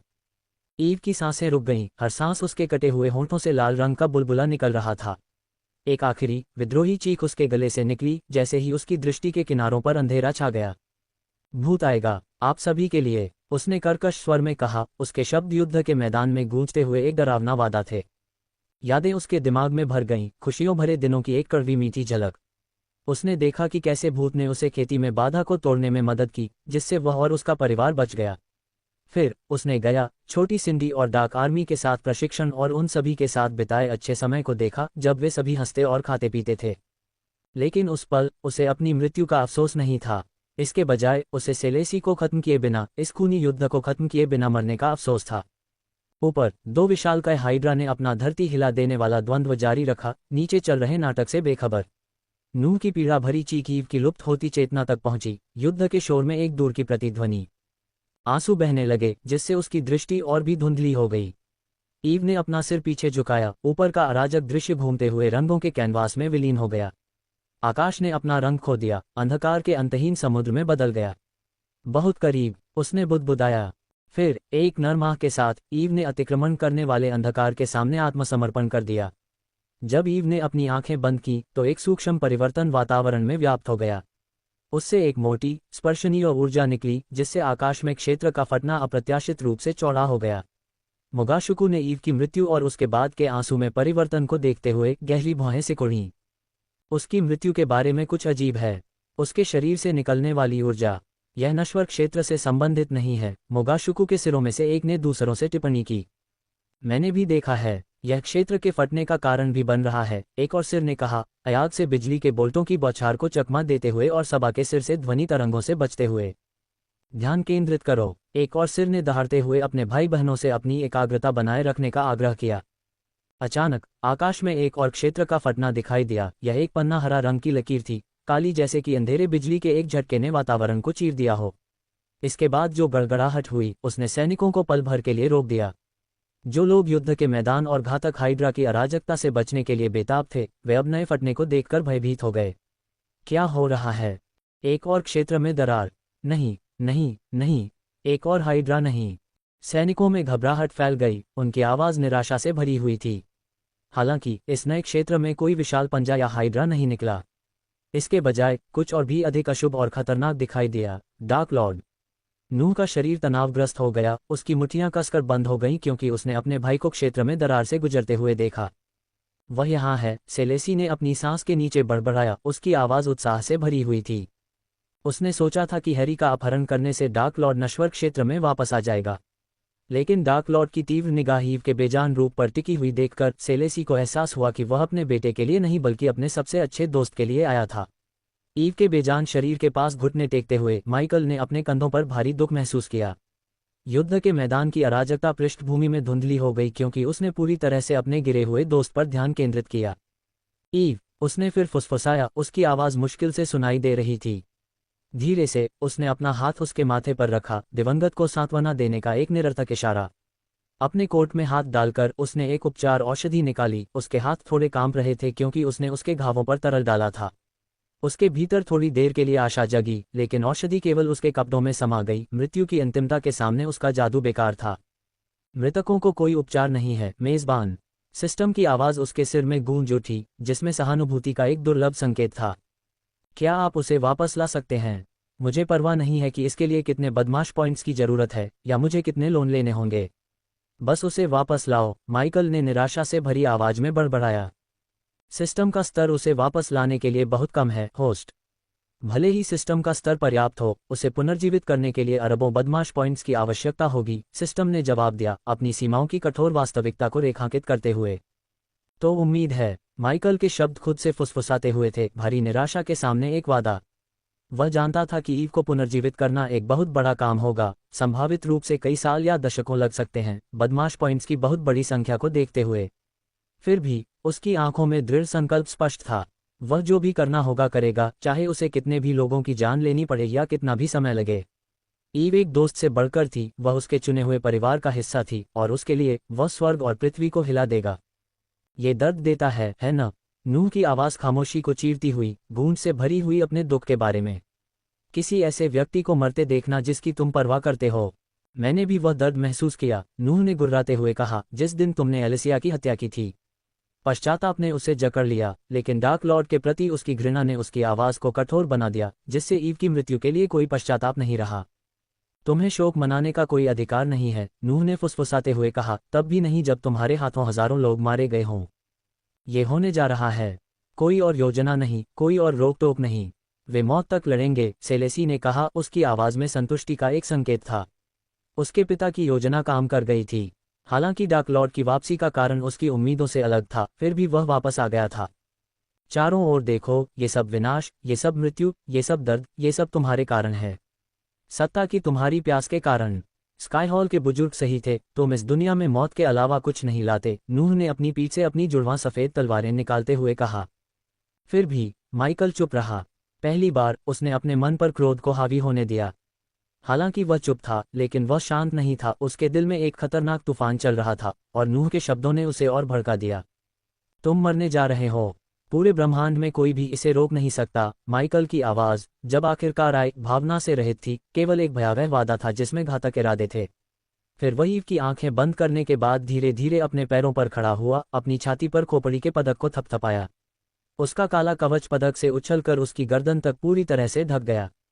माइकल खड़ा था, उसकी जुड़वां काली तलवारें अशुभ रूप से चमक रही थीं जब उसने उन्हें अपनी पीठ से निकाला।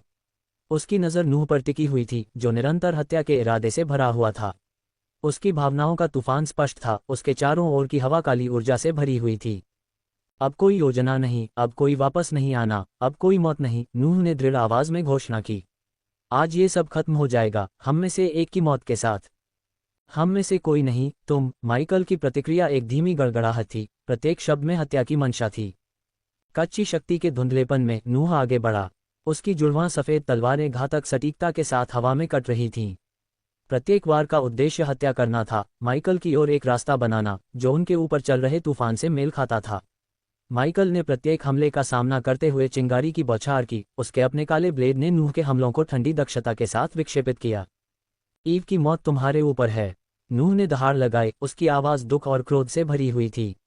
वह माइकल की एकाग्रता को तोड़ने की उम्मीद कर रहा था, क्रोध के तूफान में पछतावे की एक झलक का फायदा उठाने के लिए। एक गंभीर मुस्कान ने माइकल के होठों को मोड़ दिया। मुझे अपना संयम खोने की कोशिश मत करो, तुम पहले ही ऐसा कर चुके हो, उसने कर्कश स्वर में कहा, उसकी आवाज़ में एक ठंडी शून्यता थी। अचानक और अप्रत्याशित कदम उठाते हुए माइकल ने नूह की तलवार को अपने कंधे में घुसने दिया, ब्लेड उसके मांस में चुभ गया। जलते हुए दर्द को नज़रअंदाज करते हुए माइकल ने नूह के चेहरे पर सीधे एक क्रूर मुक्का मारने के लिए नज़दीकी का इस्तेमाल किया। प्रभाव की ताकत ने नूह को पीछे की ओर उड़ा दिया और जोर से ज़मीन पर गिर गया। नूह जल्दी से अपने पैरों पर वापस आया, अपने मुंह से खून पोंछते हुए। उसने मुंह से खून थूका और माइकल को घूरा, उसकी आंखें गुस्से से जल रही थीं। तुम्हें इससे बेहतर करना होगा, नूह ने खुद को अगले हमले के लिए तैयार करते हुए कहा। अध्याय 1277 माइकल बनाम नूह 2। जब उनके ऊपर तूफान युद्धर्थ हाइड्रा के क्रोध के साथ गरज रहा था, माइकल और नूह ने नीचे के पस्त परिदृश्य पर अपने भयंकर द्वंद्व को फिर से शुरू किया। नूह, फुर्तीला और कलाबाज, माइकल के चारों ओर दौड़ा, उसकी हरकतें अनुग्रह और घातक इरादे की धुंधली थीं। उसने अपनी जुड़वां तलवारों को व्यापक चाप में घुमाया, प्रत्येक वार स्टील के नृत्य की तरह था जिसका उद्देश्य माइकल के बचाव में किसी भी अवसर का फायदा उठाना था। दूसरी ओर माइकल ने कम चालाकी से लेकिन भारी क्रूर बल के साथ जवाब दिया। उसकी काली तलवारों से प्रत्येक ब्लॉक और पैरी इतनी शक्ति के साथ दी गई थी कि इसने हवा में शॉकवेव भेजी। जब माइकल ने हमला किया तो यह विनाशकारी हमलों के साथ था, प्रत्येक पत्थर और हड्डी को समान रूप से चकनाचूर करने में सक्षम था। क्या ये सबसे अच्छा है जो आप कर सकते हैं? मुझे खत्म करने के लिए केवल क्रूर शक्ति से अधिक की आवश्यकता है। नूह ने ताना मारा क्योंकि वह एक कम स्वीप पर पलट गया, तेजी से वार करने के लिए पूरी तरह से उतरा। माइकल ने बड़बड़ाते हुए कहा, नूह की तलवार की धार उसके कवच को छू रही थी। अपनी भुजाओं और बाजुओं पर जमा हो रहे कटों के दर्द को अनदेखा करते हुए माइकल ने जवाब दिया। तुम बहुत नाचते हो, देखते हैं तुम इससे कैसे बच पाते हो। एक जोरदार दहाड़ के साथ माइकल ने अपनी तलवार को इतनी ताकत से क्षैतिज रूप से घुमाया कि वह हवा में चीरती हुई निकल गई, जिससे ध्वनि का विस्फोट हुआ। नूह ने वार को बाल बाल बचा लिया, ब्लेड की गर्मी को महसूस करते हुए जब वह उसके चेहरे से कुछ इंच की दूरी पर गुजरा। वह एक तरफ लुढ़क गया, अपनी तलवारों को रक्षात्मक रूप से क्रॉस करके ऊपर आया। तुम्हारा गुस्सा तुम्हें अंधा कर देता है। ईव को ये सब बिल्कुल भी पसंद नहीं होता। ईव का जिक्र आते ही माइकल का गुस्सा और बढ़ गया और वह नए सिरे से आक्रामकता के साथ आगे बढ़ा। उसके वार एक बौछार बन गए जो अथक और दंडात्मक थे। नूह को हमले के कारण पीछे हटना पड़ा और उसके अपने हमले और भी हताश करने वाले हो गए। देवताओं की लड़ाई देखो, सेलेसी ने एक मनोरंजक लहजे में कहा। इसे खत्म करो, सुप्रीम गार्जियन। नूह के सैनिकों ने अपने नेता के पीछे रैली करते हुए अपनी आवाज़ से जवाब दिया। उनके प्रोत्साहन के बावजूद नूह माइकल की कच्ची शक्ति के साथ तालमेल बनाए रखने के लिए संघर्ष कर रहा था। माइकल की तलवार से एक विशेष रूप से क्रूर झटका ने नूह को चौंका दिया। ब्लेड उसके बाजू में गहरी चोट पहुंचा, जिससे वह दर्द से कराह उठा। माइकल ने रुका नहीं, अपने लाभ का लाभ उठाया। वह करीब आ गया, उसका अगला वार सीधे नूह के सिर पर निशाना साधा। नूह आखिरी सेकंड में झटके के नीचे झुक गया। ब्लेड की हवा उसके बालों में घुस रही थी। उसने माइकल के पेट पर निशाना साधते हुए एक सटीक वार किया, कवच को छेद दिया और खून बहने लगा। अंधकार प्रकाश को जीत नहीं सकता, भूत, नूह ने थूका। उसका चेहरा मुंह बिचकाने लगा क्योंकि उसने ब्लेड को पीछे खींचने से पहले माइकल के अपरिहार्य प्रतिशोध के लिए तैयार होकर घुमाया। बिना समय गंवाए दोनों एक दूसरे पर टूट पड़े और अपनी तलवारें पूरी ताकत से घुमाईं। जैसे ही उनकी तलवारें एक जोरदार धमाके के साथ टकराईं, प्रभाव की ताकत ने उनके हाथों से हथियार छीन लिए, जिससे वे कीचड़ भरे युद्ध के मैदान में इधर उधर भागने लगे। एक क्षण के लिए उनकी तलवारें खोने से वे नंगे हो गए, लेकिन उनमें से किसी ने भी संकोच नहीं किया। उनकी दहाड़ हवा में भर गई क्योंकि उन्होंने अपनी शक्ति के सबसे गहरे भंडार को बुलाया, अपनी आदिम लपटों की कच्ची शक्ति को प्रसारित किया। माइकल की मुट्ठियां अंधेरे घूमती हुई लपटों से जल उठीं, जिन्होंने प्रकाश को अवशोषित कर लिया, जिससे उनके चारों ओर एक शून्य बन गया, जबकि नूह के हाथ तेज रोशनी की लपटों से जल उठे, जिससे तीव्र किरणें अंधेरे को चीरती हुई निकल गईं। वे समय के साथ बढ़ते क्रोध से प्रेरित होकर एक दूसरे की ओर बढ़े। उनकी मुट्ठियां हवा में टकराईं और परिणामस्वरूप शक्ति का विस्फोट प्रलयकारी था। चांदी की रोशनी की एक चमकदार चमक फूट पड़ी, जिसने युद्ध के मैदान को घेर लिया और क्षण भर के लिए सभी को अंधा कर दिया। उनके टकराव से उत्पन्न शॉकवेव इतनी शक्तिशाली थी कि आसपास के सैनिकों को पीछे धकेल दिया और जमीन पर दरारें बना दीं। जैसे ही रोशनी कम हुई, माइकल और नोआ दोनों पीछे की ओर उछले और जमीन पर भारी रूप से गिरे। वे अपनी दिशा फिर से हासिल करने के लिए संघर्ष कर रहे थे, हवा में बची हुई ऊर्जा की चिंगारी महसूस कर रहे थे। ऊपर आकाश में क्षेत्र की दरार नीचे की ओर मुक्त ऊर्जाओं का जवाब दे रही थी। ये और भी चौड़ी हो गई, किनारों पर अधिक उग्रता के साथ दरारें पड़ रही थीं क्योंकि दो क्षेत्रों के बीच की बाधा बल के नीचे तनावग्रस्त लग रही थी। मोगाशुकु ने इस अवसर का लाभ उठाया, इसकी दहाड़ पूरे आकाश में गड़गड़ाहट कर रही थी। ताकत के नए उछाल के साथ इसने वेडोरा को और भी मजबूती से जकड़ लिया, इसके कई सिर एक बड़े धक्का का समन्वय कर रहे थे। मोगाशुकु के अथक हमले में फंसकर वेदोरा पीछे की ओर धकेला गया। उसके क्रोध और प्रतिरोध की गर्जनाएं गूंज रही थीं क्योंकि वह भारी बल के खिलाफ संघर्ष कर रहा था। मोगाशुकु के प्रयास पूरी तरह से वेदोरा को वास्तविकता में फैलते हुए चीरे की ओर धकेलने पर केंद्रित थे, जिसका उद्देश्य मरे हुए हाइड्रा को उस दरार के माध्यम से वापस भगाना था जहां से वह आया था। जमीन पर माइकल ने अपने मुंह से खून थूका और एक विद्रोही गुर्राहट के साथ अपने पैरों पर वापस आ गया। उसने अपने हाथ के पिछले हिस्से से अपने होठों से टपकते खून को पोंछा, उसकी आंखें नूह से कभी नहीं हटीं। इस बीच नूह ने निराशा में अपने हाथ की ओर देखा। ये दृश्य भयानक था क्योंकि उसकी हड्डी उसकी त्वचा से बाहर निकल आई थी, हाथ प्रभाव से विचित्र रूप से मुड़ गया था। जलते हुए दर्द के बावजूद नूह का संकल्प डगमगाया नहीं। दृढ़ संकल्प के साथ उसने मैन्युअल रूप से अपना हाथ फिर से संरेखित किया। हड्डी के खिलाफ हड्डी के रगड़ने की आवाज़ संघर्ष के बाद के लगभग सन्नाटे में परेशान करने वाली तरह से गूंज रही थी। दर्द के खिलाफ अपने दांत पीसते हुए उसने जल्दी से एक उपचार औषधि खोली और उसे एक ही घूंट में पी लिया। कोई भी उपचार औषधि तुम्हें मुझसे नहीं बचा सकती, माइकल ने ताना मारा। उसकी आवाज़ में घातक वादे की धीमी गड़गड़ाहट थी। नूह ने अपने दांत भींच लिए क्योंकि उपचार औषधि के शक्तिशाली जादू ने उसकी हड्डियों को फिर से जोड़ दिया। उसका मांस तेजी से ठीक हो गया, दिखाई देने वाले घाव ऐसे बंद हो रहे थे जैसे किसी अदृश्य हाथ से सिल दिए गए हों। सीधे खड़े होकर उसने अपने ठीक हो चुके हाथ को भींचा और खोला, उसकी ताकत का परीक्षण किया। दर्द कम हो गया था, उसकी जगह एक जलती हुई दृढ़ संकल्प ने ले ली थी। धीरे धीरे एक ऐसे चेहरे के भाव के साथ जो दर्द और संकल्प दोनों को दर्शाता था, नूह माइकल के पास गया। उसकी आंखें, जो आमतौर पर शांत और संयमित रहती थीं, अब कर्तव्य, प्रतिशोध और हताशा के जटिल मिश्रण से भरी आग से जल रही थीं। यह आज खत्म हो जाता है, भूत, नूह ने घोषणा की। किसी न किसी तरह। माइकल ने बस सिर हिलाया, उसके होठों पर एक मुस्कान की छाया थी क्योंकि वह खुद को तैयार कर रहा था। जैसे ही दोनों भाई हिचकिचाए, एक ढाल कहीं से उड़कर उनके बीच आकर गिरी। चौंककर माइकल और नोआ दोनों उस दिशा की ओर मुड़े जहां से ढाल आई थी। उनके पास एक व्यक्ति आया जो पूरी तरह से काले रंग के कपड़े पहने हुए था, एक लंबा कोट, शर्ट और पतलून। यह उनकी माँ हैरियट हंट उर्फ डायना विंस्टन थी। माँ, नोआ ने बड़बड़ाया, उसकी आवाज़ में आश्चर्य और भ्रम का मिश्रण था। माइकल चुप रहा, उसकी अभिव्यक्ति अस्पष्ट थी, लेकिन हैरियट को देखते ही उसका आसन धीरे धीरे ढीला पड़ गया। वह दृढ़ कदमों से उनकी ओर बढ़ी, उसकी जुड़वां तलवारें उसके बगल में कसकर पकड़ी हुई थी। उसका कोट हाइड्रा की लड़ाई से उठी तेज हवाओं में लहरा रहा था। माँ, आपको जाने की जरूरत है, नोआ ने माइकल की ओर सावधानी से देखते हुए कहा, जिसकी आंखों में अभी भी एक खतरनाक चमक थी। हालांकि हैरियट की नज़र अपने बेटों से नहीं हटी, यह उदासी और गुस्से के तीव्र मिश्रण से भरी हुई थी। मैं तुम दोनों को एक दूसरे को मारने से रोकने के लिए यहाँ हूँ, इसलिए नीचे उतर जाओ, उसने आदेश दिया। उसकी आवाज़ ठंडी और दृढ़ थी, जिसमें उसकी सामान्य कोमलता का अभाव था। वह आज रात मर जाएगा। माइकल की आवाज़ बर्फीली थी क्योंकि उसने घोषणा की और घातक इरादे से नूह पर हमला किया। हालांकि हैरियट ने अविश्वसनीय गति से प्रतिक्रिया की। मोगाशुकु के शून्य प्रभाव के कारण कट्टर ऊर्जा की अनुपस्थिति के बावजूद उसकी हरकतें लगभग धुंधली थीं। जैसे ही माइकल की काली तलवारें उसके हाथों में उड़ गईं और उसने नूह पर उग्र रूप से वार किया, हैरियट ने कुशलता से हस्तक्षेप किया। उसने अपनी जुड़वां तलवारों से उसके वार को रोका। उसके कौशल दशकों की लड़ाई से निखर कर आए थे। एक सटीक और जोरदार धक्का के साथ वह माइकल को नूह से अलग करने में कामयाब रही, जिससे उनके घातक नृत्य में एक संक्षिप्त विराम आया। बस, दीन। हैरियट की आवाज़ हवा में एक कोड़े की तरह फटी। उसकी आंखों में मात्र क्रोध के साथ एक विनती भी चमक रही थी। ये तरीका नहीं है। माइकल छाती में थकान और गुस्से के साथ धड़क रहा था। उसने अपने भाई को देखा, फिर अपनी मां को। उसके चेहरे पर दर्द और अवज्ञा का एक अशांत मिश्रण था, लेकिन उसने अपनी स्थिति बनाए रखी। उसकी मुट्ठी में अभी भी काली तलवारें तैयार थीं। हैरियट ने अपनी नज़र नूह पर घुमाई, जो अपनी नई ठीक हुई बांह को पकड़े हुए था। उसका चेहरा संघर्ष से भरा हुआ था।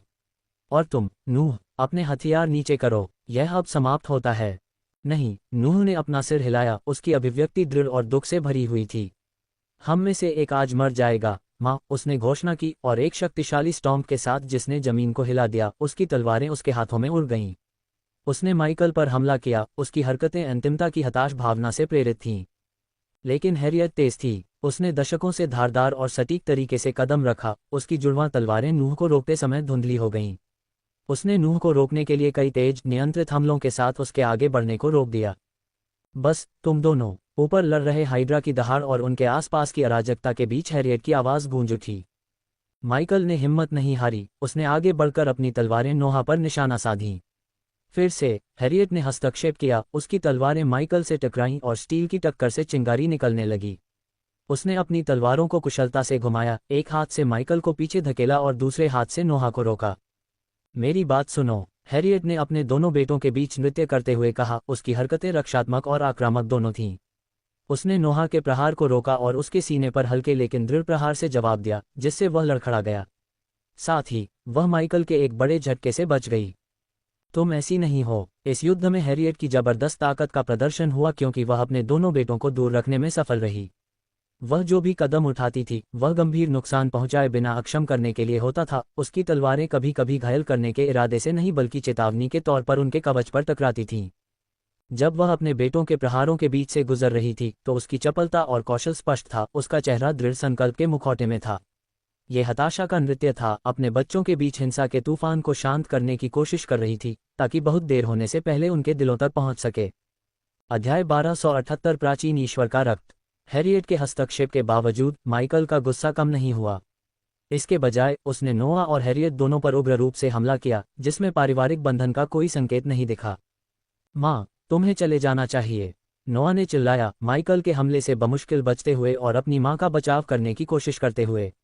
लेकिन हैरियट उन दोनों से ज्यादा जिद्दी थी। धीमा होने के बजाय हैरियट ने माइकल पर और भी ज्यादा उग्र हमलों के साथ जवाबी हमला किया। मैं तुम्हें चोट नहीं पहुंचाना चाहती, डीन, लेकिन अगर तुम नहीं रुके तो मैं तुम्हें चोट पहुंचाऊंगी, हैरियट ने चिल्लाया। उसकी आवाज़ हताशा से भरी हुई थी। मुझे ऐसा मत कहो, माइकल ने झट से जवाब दिया। उसका गुस्सा और भी भड़क गया। उसने अपनी कच्ची शक्ति से जमीन पर रौंद दिया, जिससे उनके नीचे की धरती हिल गई। जमीन के टूटने से नोआ और हैरियट का संतुलन थोड़ा बिगड़ गया। इस मौके का फायदा उठाते हुए माइकल ने नोहा की छाती पर जोरदार लात मारी और हैरियट को इतनी जोर से दूर धकेला कि वह पीछे की ओर लड़खड़ा गई। उनके क्षणिक भटकाव का फायदा उठाते हुए माइकल ने नोहा पर हमला कर दिया, इससे पहले कि वह अपना संतुलन वापस पा सके। उसने अपने सिस्टम स्टोरेज से भगवान को मारने वाले तीर निकालने की भी जहमत नहीं उठाई, क्योंकि सिर्फ वे तीर ही नोहा को मार सकते थे, जो एक साथी भगवान थे। हालांकि माइकल इतना क्रोधित था कि उसने रणनीति नहीं बनाई। वह नोहा को जान से मारने से पहले उसे चोट पहुंचाना चाहता था। इसलिए जैसे ही वह नोहा के पास पहुंचा, माइकल ने अपनी तलवार को एक चाप में घुमाया, लेकिन आखिरी समय में हैरियट ने अपनी तलवार फेंकी, जिससे माइकल का हाथ कट गया और उसकी तलवार पर से उसकी पकड़ छूट गई। इस अवसर का फायदा उठाते हुए नोहा ने माइकल की छाती पर एक उल्टी हुई लात मारी, जिससे वह पीछे की ओर लड़खड़ा गया। जब माइकल ने अपना संतुलन वापस पाने के लिए संघर्ष किया तो नोहा ने हैरियट पर दहाड़ लगाए। तुम इसे रोक नहीं सकती, माँ। एक तेज गति से नूह ने जमीन से एक रस्सी पकड़ी, उसे अपनी तलवार की मूठ के चारों ओर बांधा और अपनी कलाई के चारों ओर लपेटा ताकि यह सुनिश्चित हो सके कि वह फिर से अपनी पकड़ न खो दे। जैसे ही माइकल ने खुद को संभाला और एक और हमला करने के लिए तैयार हुआ, आकाश अचानक अयाग के सिर से निकली सुनहरी बिजली की एक और बौछार से जगमगा उठा। कई बिजली के बोल्ट उनके पास की जमीन पर गिरे और जबरदस्त ताकत से फटे। विस्फोटों से उत्पन्न शॉकवेव ने माइकल, नूह और हैरियट को अपनी परिधि में पकड़ लिया, उन्हें अलग अलग फेंक दिया और युद्ध के मैदान में बिखेर दिया। विस्फोट से चकित और भ्रमित वे अपने होश में आने के लिए संघर्ष कर रहे थे। बिजली की बची हुई ऊर्जा से हवा में चिंगारी निकल रही थी, उनके चारों ओर झुलसी हुई धरती की गंध फैल रही थी। अपनी चोटों के बावजूद हैरियट जल्दी से अपने पैरों पर खड़ी हो गई, उसकी आंखें अराजकता के बीच अपने बेटों को खोज रही थीं। नूह, डीन, उसने पुकारा, उसकी आवाज़ हताशा से कर्कश हो गई थी। वह लड़खड़ाते हुए नूह की ओर बढ़ी, जो धीरे धीरे खुद को संभाल रहा था। उसका कवच क्षतिग्रस्त हो गया था और उसका चेहरा दर्द और दृढ़ संकल्प से उदास था। हैरियट उसके पास पहुंची, उसके कंधे पर स्थिर हाथ रखते हुए। ये तरीका नहीं है, उसने विनती की, उसकी आंखें उसकी आंखों से मिलीं। मेरे पास कोई विकल्प नहीं है, माँ। उसे रोकना होगा, नूह ने कहा, उस ओर इशारा करते हुए जहां माइकल भी उठ रहा था। उसका काला कवच सुलग रहा था और उसका व्यवहार पहले से कहीं ज्यादा खतरनाक था। जैसे ही सैनिक युद्ध के मैदान से दूर भागे, एक भयावह दृश्य ने उनका ध्यान खींचा। वेडोरा, मरे हुए हाइड्रा, धीरे धीरे लेकिन अथक रूप से आइसफेयर शहर की ओर बढ़ रहा था। शहर के बाहरी इलाके पहले से ही खंडहर में थे, लोग दूर की लड़ाई के कारण अराजकता के बीच बेताब होकर बाहर निकलने की कोशिश कर रहे थे। देखो, हाइड्रा आइसफेयर की ओर बढ़ रहा है, एक सैनिक ने आसन्न खतरे की ओर इशारा करते हुए चिल्लाया। वेडोरा के साथ अपने विशाल संघर्ष में उलझे मुगाशुकु ने मरे हुए हाइड्रा को रोकने की कोशिश की, लेकिन एक रहस्यमयी शक्ति ने वेदोरा को शहर की ओर धकेल दिया। उसकी प्रवृत्ति किसी अज्ञात आदेश द्वारा दबा दी गई। युद्ध के मैदान में नूह ने हाइड्रा की हरकत देखी और अपना गुस्सा माइकल की ओर मोड़ दिया। ये सारी मौतें तुम्हारे सिर पर हैं, उसने दहाड़ते हुए कहा, उसकी आवाज में दोष और गुस्सा भरा हुआ था। तुम्हें पता नहीं है कि इसमें असली खलनायक कौन है, माइकल ने गुर्राहट के साथ जवाब दिया। बढ़ते संघर्ष और आसन्न आपदा को देखते हुए हैरियट अपने बेटों के बीच मजबूती से खड़ी थी। हम इस पर बात कर सकते हैं, उसने विनती की, उसकी आवाज में शांति की कमी थी। लेकिन माइकल का धैर्य जवाब दे चुका था। अब और बात नहीं करनी, ये काफी समय से चल रहा है, माइकल ने घोषणा की, उसके स्वर में बातचीत के लिए कोई जगह नहीं थी। जबकि दोनों हाइड्रा आकाश में अपनी अथक लड़ाई जारी रखते थे, उनके विशाल रूप अशुभ रूप से आइसफेयर शहर की ओर तैरते थे। उनकी हर हरकत से जमीन हिल रही थी। शहर की पहले से ही ढहती हुई संरचनाएं ऊपर चल रही लड़ाई के भारी दबाव में ढहने लगी थीं। हैरियट की शांति की अपील को नजरअंदाज करते हुए हताशा और क्रोध से भरे नूह ने उसे एक तरफ धकेल दिया और माइकल की ओर बढ़ गया। उसने अपनी युद्ध शैली को संशोधित किया था, अपनी पहुंच और गतिशीलता को बढ़ाने के लिए अपनी तलवार से बंधी रस्सी का उपयोग किया। इससे उसे माइकल की विनाशकारी शक्ति से सुरक्षित दूरी बनाए रखने में मदद मिली, जो कच्चे क्रोध और अंधेरे ऊर्जा से भरी हुई थी। नूह ने तलवार को कुशलता से घुमाया, ब्लेड हवा में सीटी बजाते हुए चलते समय चांदी की रोशनी के चाप बना रहा था। प्रत्येक झटका गणना और सटीक था, जिसका उद्देश्य माइकल के आक्रामक दृष्टिकोण का फायदा उठाना था।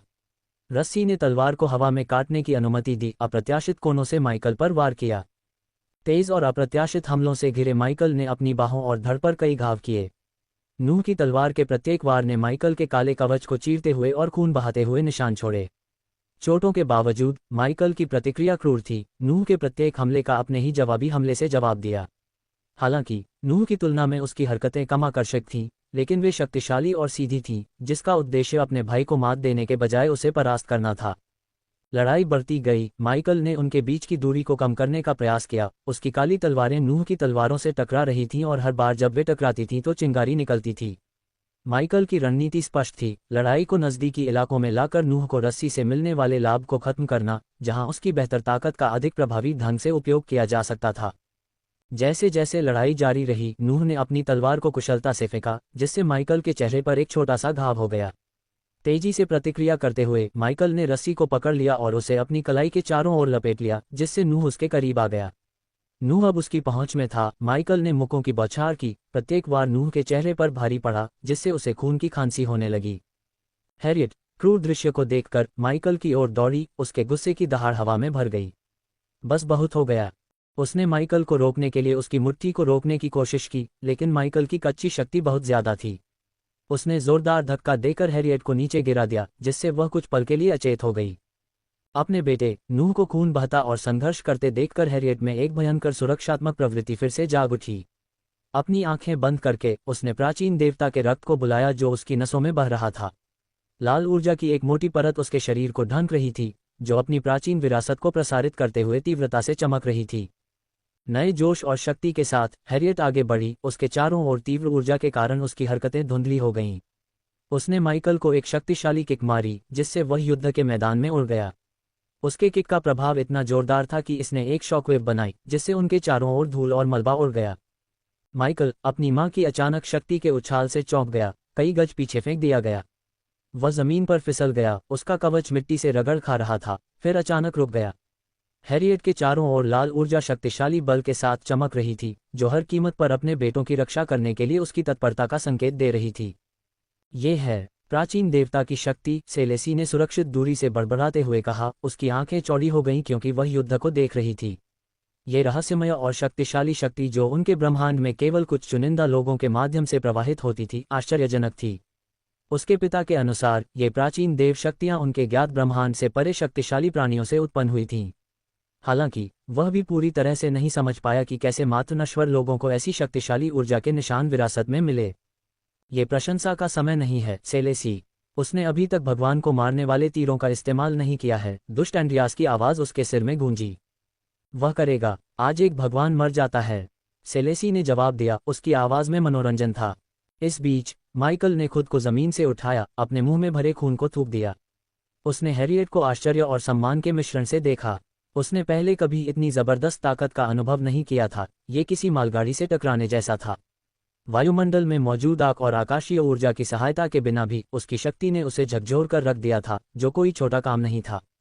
माँ, नूह ने बड़बड़ाते हुए कहा। उसकी नज़र हैरियट के चारों ओर घूमती लाल ऊर्जा पर टिकी थी।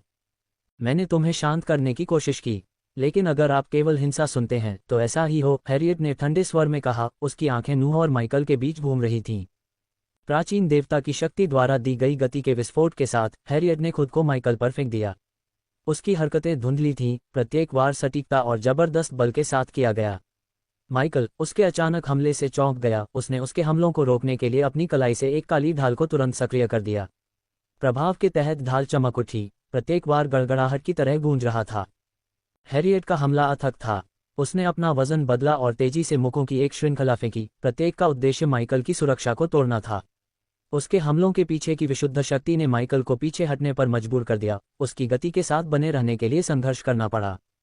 एक अवसर देखकर नूह ने माइकल के ध्यान भटकाने का फायदा उठाने की कोशिश की। वह अपने भाई की ओर दौड़ा, तलवार खींची और हमला करने के लिए तैयार था। हालांकि हैरियट ने जल्दी से उसे रोक दिया। माइकल के खिलाफ इस्तेमाल की गई उसी क्रूरता के साथ उसने अपना ध्यान नूह पर केंद्रित कर दिया। उसके हमले न केवल शक्तिशाली थे लेकिन साथ ही रणनीतिक भी, जिसका उद्देश्य मारने के बजाय अक्षम करना था। उसने नोहा के पैरों को एक लोकिक से मारा, जिससे वह जमीन पर गिर गया। इससे पहले कि वह संभल पाता, उसने उसके सीने पर नीचे की ओर वार किया। नोहा समय रहते लुढ़कने में कामयाब हो गया। जिस जमीन पर वह कुछ सेकंड पहले था, वह अब उसके वार के बल से फट गई और ऊपर उठ गई। हार न मानते हुए हैरियट ने घूमकर एक बैकहैंड वार किया, जिसने नोहा के गाल पर वार किया, जिससे वह लड़खड़ा गया। जैसे ही वह लड़खड़ाया, उसने उसकी कलाई पकड़ ली, उसे तेजी से मोड़ दिया। दर्द के कारण नोहा ने अपनी तलवार नीचे गिरा दी। उसका हाथ बेकार हो गया क्योंकि उसने दबाव डाला। बस, वह चिल्लाई। उसकी आवाज़ उसके भीतर की प्राचीन शक्ति के अधिकार के साथ गूंज रही थी। यह अब समाप्त होता है। तुम खेलना चाहते हो, चलो खेलते हैं। माइकल ने उसे बरस्कर पोषण का इंजेक्शन देने के लिए अपने एपीडी को सक्रिय करने से पहले कहा। अध्याय 1279 नूह के आरोप। जिस क्षण बरस्कर औषधि उसके रक्त में मिली, माइकल की आंखों में हल्की लालिमा आ गई, क्योंकि उसकी मांसपेशियां कवच के नीचे उभरी हुई थीं। उसकी पुतलियां सिकुड़ गईं और वह कुछ इंच लंबा और अधिक मजबूत हो गया। माइकल को कभी भी औषधि की आवश्यकता नहीं पड़ी, जबकि उसके पास आकाशीय ऊर्जा तक पहुंच थी, लेकिन मुगाशुकु के शून्य प्रभाव ने आकाशीय ऊर्जा को शून्य कर दिया, इसलिए उसने बरस्कर औषधि का सहारा लिया। माइकल आमतौर पर बरस्कर औषधि का उपयोग करने से बचता था, क्योंकि इसके प्रभाव के समाप्त होने के बाद उसका शरीर कुछ समय के लिए कमज़ोर हो जाता था। हालांकि इस विकट स्थिति में उसे हैरियट को शक्ति देने वाली रहस्यमयी ऊर्जा से लड़ने के लिए औषधि के बढ़ावा की आवश्यकता थी। नूह, जो स्वयं एक किमियागर था, ने तुरंत औषधि को पहचान लिया। अंदर ही अंदर वह हैरान था कि माइकल ने इस बेहद मुश्किल मिश्रण को बनाने में कामयाबी हासिल की थी। मैं उसकी मां के सामने ऐसा नहीं करना चाहता था, लेकिन अगर तुम जोर देते हो तो ऐसा ही हो, माइकल ने धीरे धीरे नूह और हैरियट की ओर बढ़ते हुए गुर्राते हुए कहा। नूह ने अपनी तलवारों से बंधी रस्सियों पर अपनी पकड़ मजबूत कर ली और एक और टकराव के लिए तैयार हो गया। इस बीच मोगाशुकु और वेदोरा ने अपनी हवाई लड़ाई जारी रखी, धीरे धीरे आइसफेयर शहर की ओर बढ़ रहे थे। जैसे ही विशालकाय जीव पास आए, सैनिकों में दहशत फैल गई। जाओ, निकासी में मदद करो, नूह ने अपने आदमियों पर चिल्लाया, जो जल्दी से शहर की ओर बढ़ गए। इस बीच नागालैंड की सेना के भारी कवच और हथियारों में छिपी सेलेसी की आत्मा सेना नूह, माइकल और हैरियट को घेरते हुए अपनी जमीन पर खड़ी थी। अब बरसकर पोषण से मजबूत होकर माइकल ने एक डराने वाली उपस्थिति दिखाई। उसका हर कदम अधिक बलशाली और जानबूझकर था। दांव के बारे में जानते हुए नूह सतर्क रहा। उसकी आंखें अपनी मां और भाई के बीच घूम रही थीं, उनकी अगली चाल का अनुमान लगाने की कोशिश कर रही थीं। जैसे ही हैरियट ने माइकल की ओर खुद को आगे बढ़ाया, नूह की हताशा उबल पड़ी। मुझे तुम्हारी लड़ाई लड़ने की जरूरत नहीं है, मां। वह दहाड़ता हुआ आगे बढ़ा। उसने रस्सियों को घुमाया, अपनी तलवार को हवा में माइकल की ओर बढ़ाया। एक तेज गति से माइकल ने आने वाले ब्लेड को चकमा दिया, अपनी तलवार के एक तेज वार से रस्सी को काट दिया और साथ ही हैरियट पर एक जोरदार लात मारी, जिससे वह हवा में पीछे की ओर लड़खड़ा गई। तुम्हें इसकी कीमत चुकानी पड़ेगी, नूह ने गुस्से से भरी आवाज में चिल्लाया। हल्की लपटें उसकी मुट्ठियों को घेर रही थीं, जिससे एक चमकदार चमक पैदा हो रही थी जो माइकल की ओर बढ़ते समय हिंसक रूप से टिमटिमा रही थी। एक शक्तिशाली झटके के साथ उसने माइकल को सीधे सीने में मारा। प्रभाव एक दरार के साथ गूंज उठा, क्योंकि माइकल के काले कवच में हल्की लपटों की संयुक्त शक्ति और तीव्र गर्मी के कारण दरार पड़ गई। लेकिन माइकल ने तुरंत जवाबी हमला किया। अपनी मुट्ठियों के चारों ओर खतरनाक तरीके से नाच रही काली लपटों को बुलाकर उसने एक विनाशकारी मुक्का मारा। काली लपटें नूह से टकराईं, एक भयानक सिजर के साथ प्रकाश को दबा दिया और नूह को पीछे की ओर ठोकर मारते हुए भेज दिया। माइकल के वार की ताकत से उसका पैर अनिश्चित था। इस बीच हैरियट अपनी अप्रत्याशित उड़ान से उबरकर अराजकता के बावजूद शालीनता से उतरी। उसने खुद को धूल से साफ किया और अपने बेटों के बीच चल रहे संघर्ष को निराशा से देखा। हैरियट जानती थी कि ईव के चले जाने से माइकल क्रोधित हो गया है और वह बात नहीं कर पाएगी उसे अपने भाई को मारने से रोकने के लिए। दूसरी ओर वह ये भी जानती थी कि नूह को मनाना भी कोई विकल्प नहीं था, क्योंकि माइकल ने नूह की पत्नी एलिसिया को मार डाला था। उनके बीच शांति स्थापित करने के लिए कोई व्यवहार्य विकल्प न होने के कारण हैरियट ने तय किया कि एकमात्र व्यवहार्य समाधान, हालांकि चुनौतीपूर्ण, शारीरिक रूप से हस्तक्षेप करना और भाइयों को एक दूसरे को मारने से रोकना था। शून्य प्रभाव, जिसने उनकी शक्तियों को छीन लिया, एक छोटा सा लाभ था जिसका वह फायदा उठा सकती थी। एक नहीं बल्कि दो देवताओं को हराने की अधूरी योजना के साथ हैरियट ने उन्हें एक दूसरे को मारने से रोकने के लिए एक बार फिर उन पर हमला किया। वह कल्पना भी नहीं कर सकती थी कि अगर उनमें से एक की मृत्यु हो गई तो क्या होगा। रेना, वर्षा के देवता की मृत्यु ने पहले ही नश्वर क्षेत्र से वर्षा को छीन लिया था। नूह, प्रकाश के देवता, या माइकल, अंधेरे के देवता की मृत्यु और भी अधिक भयावह नतीजों को भड़का सकती है। लेकिन किनारे से देखते हुए सेलेसी गतिरोध से और अधिक निराश हो गई। वह अच्छी तरह से समझती थी कि लड़ाई जितनी लंबी चलेगी, परिणाम उतना ही अप्रत्याशित हो सकता है। संघर्ष को तेज करने के लिए उत्सुक सेलेसी ने अपनी प्रच्छन्न आत्मा सेना को आदेश जारी किया। जाओ, उस पर हमला करो, उसने माइकल की ओर इशारा करते हुए आदेश दिया। वह जानती थी कि नूह अपने धार्मिक आक्रोश में यह मान लेगा कि ये मरे हुए आत्मा से भरे योद्धा नागालैंड के सैनिक हैं। अपने भाई को मानव सैनिकों की हत्या करते देखकर वह और भी क्रोधित हो जाएगा, जिससे लड़ाई और बढ़ जाएगी। एक उत्प्रेरक जिसे सेलेसी ने आवश्यक समझा। और उसे उनकी लड़ाई से दूर रखो, उसने कहा, अपना दूसरा आदेश हैरियट को देते हुए। उसकी रणनीति स्पष्ट थी, माइकल और नूह को हैरियट के संयमित प्रभाव से अलग करना, अराजकता को गहरा करना और भाइयों को एक घातक टकराव की ओर धकेलना। जब प्रच्छन्न आत्मा सेना ने हमला किया तो माइकल का गुस्सा अगले स्तर तक भड़क गया। मेरे रास्ते से हट जाओ, उसने निर्दयी दक्षता के साथ मरे हुओं को काटते हुए दहाड़ लगाए। उसकी काली लपटें काली तलवार को घेर लेती हैं, प्रत्येक वार के साथ पुनर्जीवित सैनिकों को झुलसा देती हैं और टुकड़े टुकड़े कर देती हैं। उसने अपने कार्यों के निहितार्थों पर विचार करने के लिए रुका नहीं, केवल अपने प्रतिशोध के मार्ग पर ध्यान केंद्रित किया। यह पागलपन बंद करो, नूह नरसंहार को देखकर दहाड़ता है और हस्तक्षेप करने के प्रयास में माइकल पर झपटता है। उसे ऐसा लग रहा था जैसे माइकल नागालैंड के असहाय सैनिकों का वध कर रहा है, जिसने उसके क्रोध और निराशा को और बढ़ा दिया। इस बीच सेना के दूसरे हिस्से ने हैरियट को घेर लिया, उसे बिना नुकसान पहुंचाए रोकने का प्रयास किया। दूर से सेलेसी ने अपनी आवाज ऊंची की और अराजक दृश्य को अपने फायदे के लिए इस्तेमाल करने की कोशिश की। नूह, हम सिर्फ और ज्यादा खून खराबे को रोकने की कोशिश कर रहे हैं। उसने चिंता का दिखावा करते हुए कहा, मेरी सेना डायना को नुकसान नहीं पहुंचाएगी, हम सिर्फ उसे चोट लगने या दखल देने से बचा रहे हैं। हैरियट ने सैनिकों के खिलाफ संघर्ष किया, उसकी हताशा बढ़ती जा रही थी क्योंकि उसे एहसास हुआ कि वे उसे नुकसान पहुंचाने के लिए नहीं बल्कि सिर्फ उसे माइकल और नूह की लड़ाई में दखल देने से रोकने के लिए वहां थे। मेरा विश्वास करो, मैं यह एक अच्छे कारण से कर रही हूं। सेलेसी की आवाज में चिंता और तत्परता का दिखावा था, जो नूह और माइकल को एक घातक टकराव में उकसाने के उसके असली इरादों को छुपा रहा था। नूह, तुम्हें रुकना होगा, उस पर भरोसा मत करो। हैरियट ने चिल्लाते हुए उसे रोकने की कोशिश कर रहे सैनिकों के खिलाफ जोर लगाया। वह सावधान थी कि उसे गंभीर रूप से नुकसान न पहुंचाए क्योंकि उसे लगता था कि नागालैंड के सैनिक सिर्फ आदेशों का पालन कर रहे थे। तुम बेवकूफ़ हो, तुम हमेशा चालाकी से काम लेते हो और गलत लड़ाई लड़ते हो। लेकिन इस बार तुमने गड़बड़ कर दी। माइकल ने सैनिकों को बेरहमी से मारते हुए दहाड़ लगाई, उसका गुस्सा शांत नहीं हुआ। माइकल की बातों को अनदेखा करते हुए नूह अपनी माँ की ओर मुड़ा। माँ, तुम समझती नहीं हो, यही एकमात्र तरीका है। हमेशा एक और तरीका होता है, एक बेहतर तरीका, हैरियट ने पलटकर कहा। उसकी ऊर्जा बढ़ती जा रही थी क्योंकि उसने कई सैनिकों को अपनी शक्ति के विस्फोट से गिरा दिया था। उसे बचाने का यही एकमात्र तरीका है। नूह की आवाज़ भावना से फट गई, आखिरकार उसकी प्रेरक शक्ति का पता चला। जब उसने इन शब्दों का उल्लेख किया तो हैरियट ने अपना हमला रोक दिया। उसका ध्यान अपने बेटे पर केंद्रित था क्योंकि सेलेसी ने एक अवसर को भांपते हुए मानसिक रूप से अपनी आत्मा सेना को रोकने का आदेश दिया। वह चाहती थी कि हैरियट नूह की व्याख्या सुने, उम्मीद है कि यह उसे पीछे हटने के लिए प्रेरित करेगा। बेशक, जीरियल द्वारा नूह की बड़ी बहन और पवित्र युवती रोवेना विंस्टन को बंधक बनाने और उसकी रिहाई के लिए माइकल की मौत की मांग करने की कहानी पूरी तरह से सेलेसी द्वारा गढ़ी गई थी। क्या? हैरियट की आवाज़ लड़खड़ा गई, सदमे में उसकी तलवारों पर पकड़ थोड़ी ढीली पड़ गई। अगर हम रोवेना को फिर से देखना चाहते हैं तो उसे मरना होगा, नूह ने कहा, उसकी आवाज़ में हताशा का रंग भर गया। एक पल के लिए युद्ध का मैदान शांत, तनाव स्पष्ट था।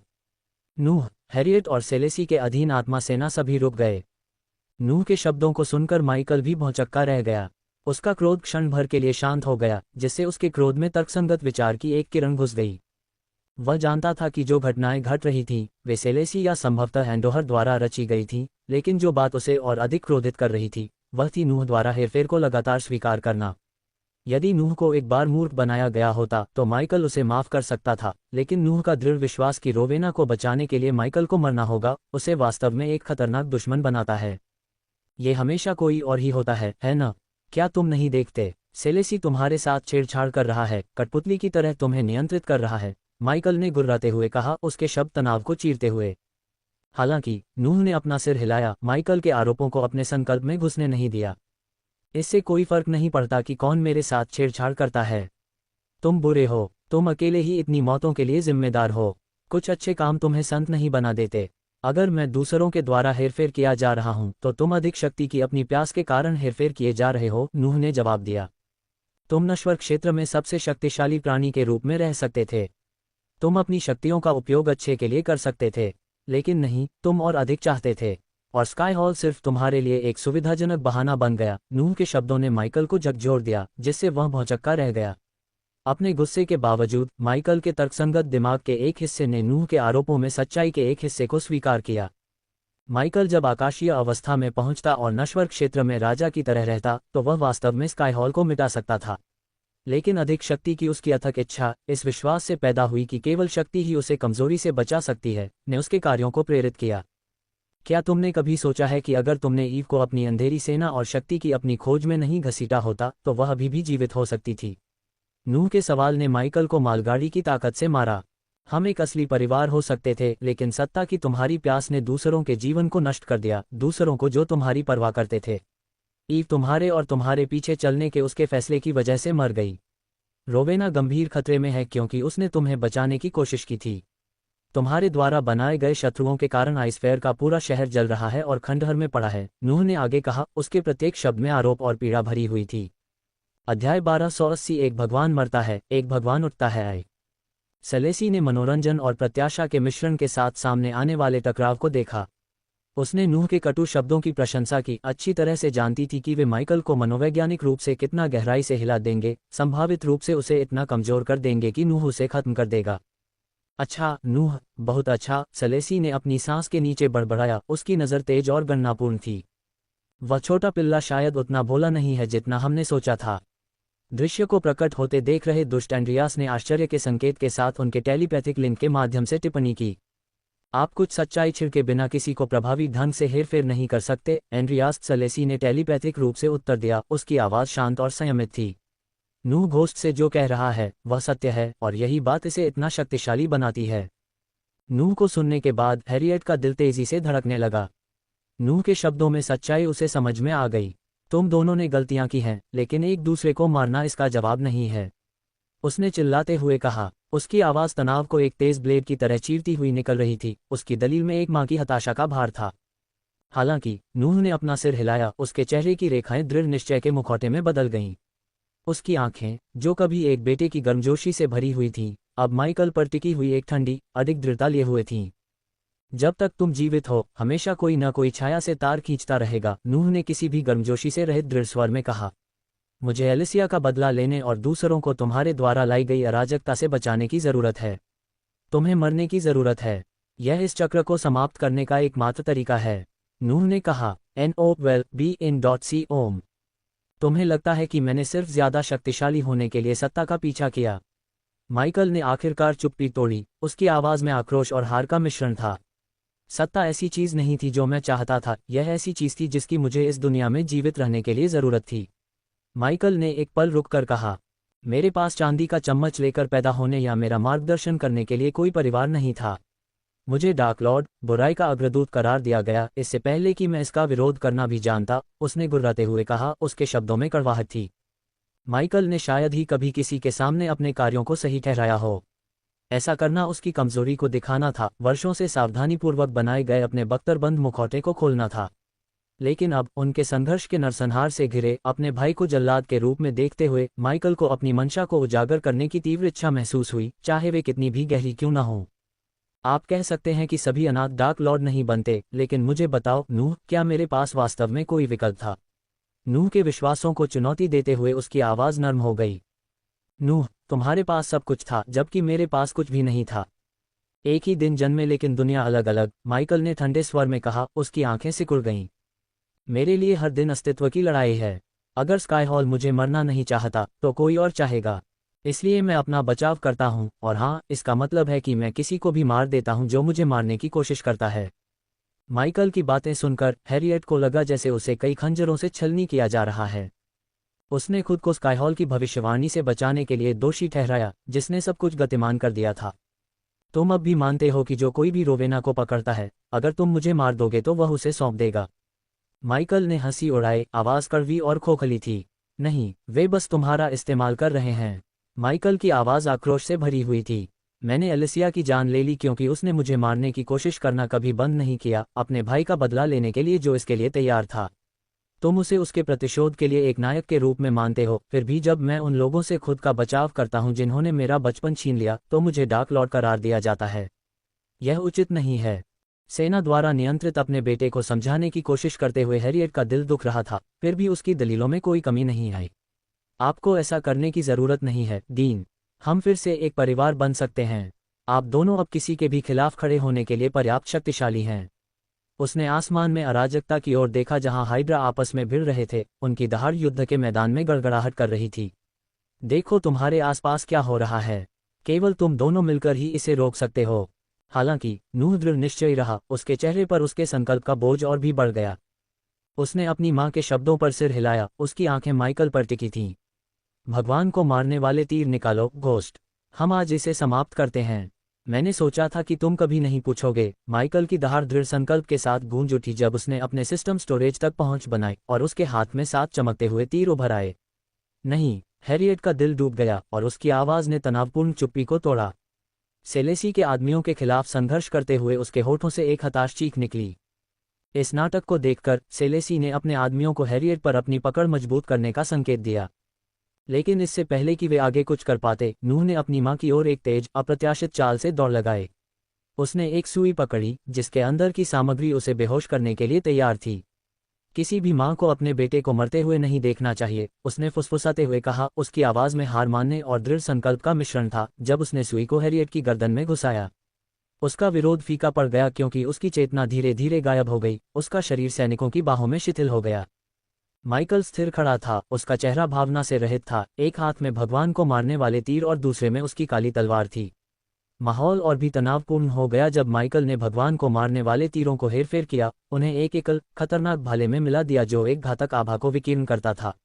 भाला अशुभ रूप से चमक रहा था, इसकी तीखी नोक एक घातक भाग्य का वादा कर रही थी। नूह ने बिना किसी हिचकिचाहट के आगे बढ़कर हमला किया, उसकी तलवार चमकदार रोशनी की लपटों में लिपटी हुई थी जिससे युद्ध के मैदान में भयानक छायाएं पड़ रही थीं। संघर्ष आसन था और तनाव स्पष्ट था। माइकल ने भाले को सटीकता से आगे बढ़ाया, इसकी नोक हवा में नूह की ओर बढ़ रही थी। लेकिन नूह ने इस कदम का अनुमान लगाते हुए एक तेज रोल किया जिससे घातक बिंदु बाल बाल बच गया। उसने तुरंत जवाबी हमला किया, अपनी ज्वाला से लिपटी तलवार को माइकल के मध्य भाग पर निशाना बनाते हुए एक विस्तृत चाप में घुमाया। हालांकि माइकल ने तुरंत प्रतिक्रिया की, उसने अपने भाले की शाफ्ट से तलवार के वार को रोका। इस टकराव से प्रकाश की एक किरण निकली जिसने कुछ समय के लिए उनके उग्र भावों को रोशन कर दिया। एक चतुर चाल के साथ उसने नूह पर एक और वार किया, इस बार नूह के बचने का अनुमान लगाने के लिए अपने कोण को समायोजित किया। इस बीच सेलेसी और एंड्रियास दूर से देख रहे थे, उनके चेहरे पर मनोरंजन और प्रत्याशा का मिश्रण था। देखो, उन्हें जा रहे हैं, दो मूर्ख हमारी धुनों पर नाच रहे हैं, एंड्रियास ने ठहाका लगाते हुए कहा। वास्तव में, सेलेसी ने जवाब दिया, उसकी आंखें उत्साह से चमक रही थीं। यह इतनी सारी योजनाओं का परिणाम है। आशा करते हैं कि इस बार नूह काम पूरा कर सके। युद्ध के मैदान में वापस आकर नूह ने अपने शरीर को घुमाया, भाले की नोक को मात्र कुछ इंच से चकमा दिया। उसने माइकल के खुले हिस्से पर निशाना साधते हुए अपने एक तेज प्रहार से जवाबी हमला किया।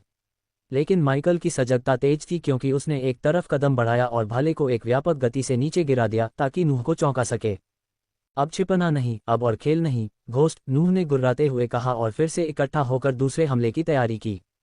चलो इसे खत्म करते हैं, नूह। सर्वश्रेष्ठ भगवान की जीत हो, माइकल ने धीमी और स्थिर आवाज में उत्तर दिया, क्योंकि उसने अगले हमले के लिए अपना भाला तैयार किया। जब माइकल और नूह के बीच युद्ध भयंकर तीव्रता के साथ बढ़ रहा था, माइकल ने भगवान को मारने वाले तीरों से तैयार भाले को चलाया और विशेषज्ञ नियंत्रण और घातक सटीकता का प्रदर्शन किया।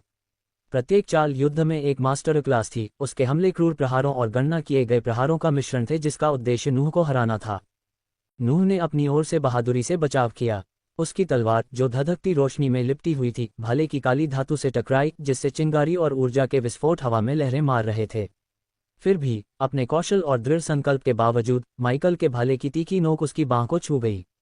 उस क्षण आकाश में गड़गड़ाहट की एक तेज आवाज गूंजी और पर्यवेक्षकों ने देखा कि उनके ऊपर का क्षेत्र काफी चौड़ा हो गया है। ऊपर अपनी खुद की उथल पुथल भरी लड़ाई के बीच मुगाशुकु के सिर ने ध्यान दिया। क्या तुमने वह देखा? एक सिर ने टिप्पणी की, नीचे के तमाशे पर आंखें गड़ाए हुए। वे जो कुछ भी कर रहे हैं उससे राज्य का विनाश हो रहा है। एक और सिर ने गंभीरता से सिर हिलाया, उसकी नज़र लड़ रहे देवताओं और वेडोरा के बीच घूम रही थी। ऐसा लगता है कि आज कोई देवता मर सकता है और वह मृत्यु इस दुनिया को उस घृणा से बचा सकती है जिससे हम लड़ रहे हैं। उसने वेडोरा की ओर तिरस्कार भरी नज़र से देखा, जो लगातार लड़ती और दहाड़ती रही। ऐसा लगता है कि उसे अपने भाग्य के बारे में बातचीत से कोई मतलब नहीं था। जैसे ही नूह आगे बढ़ा, अपने पिछले घाव के दर्द को अनदेखा करते हुए उसने अपनी तलवारों को एक हताश क्रूरता के साथ घुमाया। माइकल के कवच को चीरते हुए उसकी छाती में घुसने में कामयाब रहा। वार सटीक था, जिसका उद्देश्य लड़ाई को अक्षम करना या शायद खत्म करना था। हालांकि माइकल हार से बहुत दूर था। तेजी से प्रतिक्रिया करते हुए उसने क्षण भर के लिए भाले को दो हिस्सों में अलग कर दिया, नूह पर वार करने के लिए कुंद सिरे का इस्तेमाल किया और उनके बीच जगह बनाई। एक तेज गति से माइकल ने भाले को फिर से जोड़ा और नूह पर नुकीले सिरे से वार किया। नूह ने इस हमले का अनुमान लगाते हुए एक तरफ जाने की कोशिश की। वह हमले से पूरी तरह बचने के लिए पर्याप्त तेज नहीं था और भाले की नोक उसके कंधे में घुस गई। जैसे ही भाला अंदर घुसा, दुनिया भर में रोशनी की एक छोटी सी झिलमिलाहट फैल गई, जिसने कुछ समय के लिए दिन के उजाले को कम कर दिया। साथ ही उनके पैरों के नीचे की जमीन कांप उठी, जो उनके ऊपर के क्षेत्र की दरार के और भी चौड़े होने का स्पष्ट संकेत था।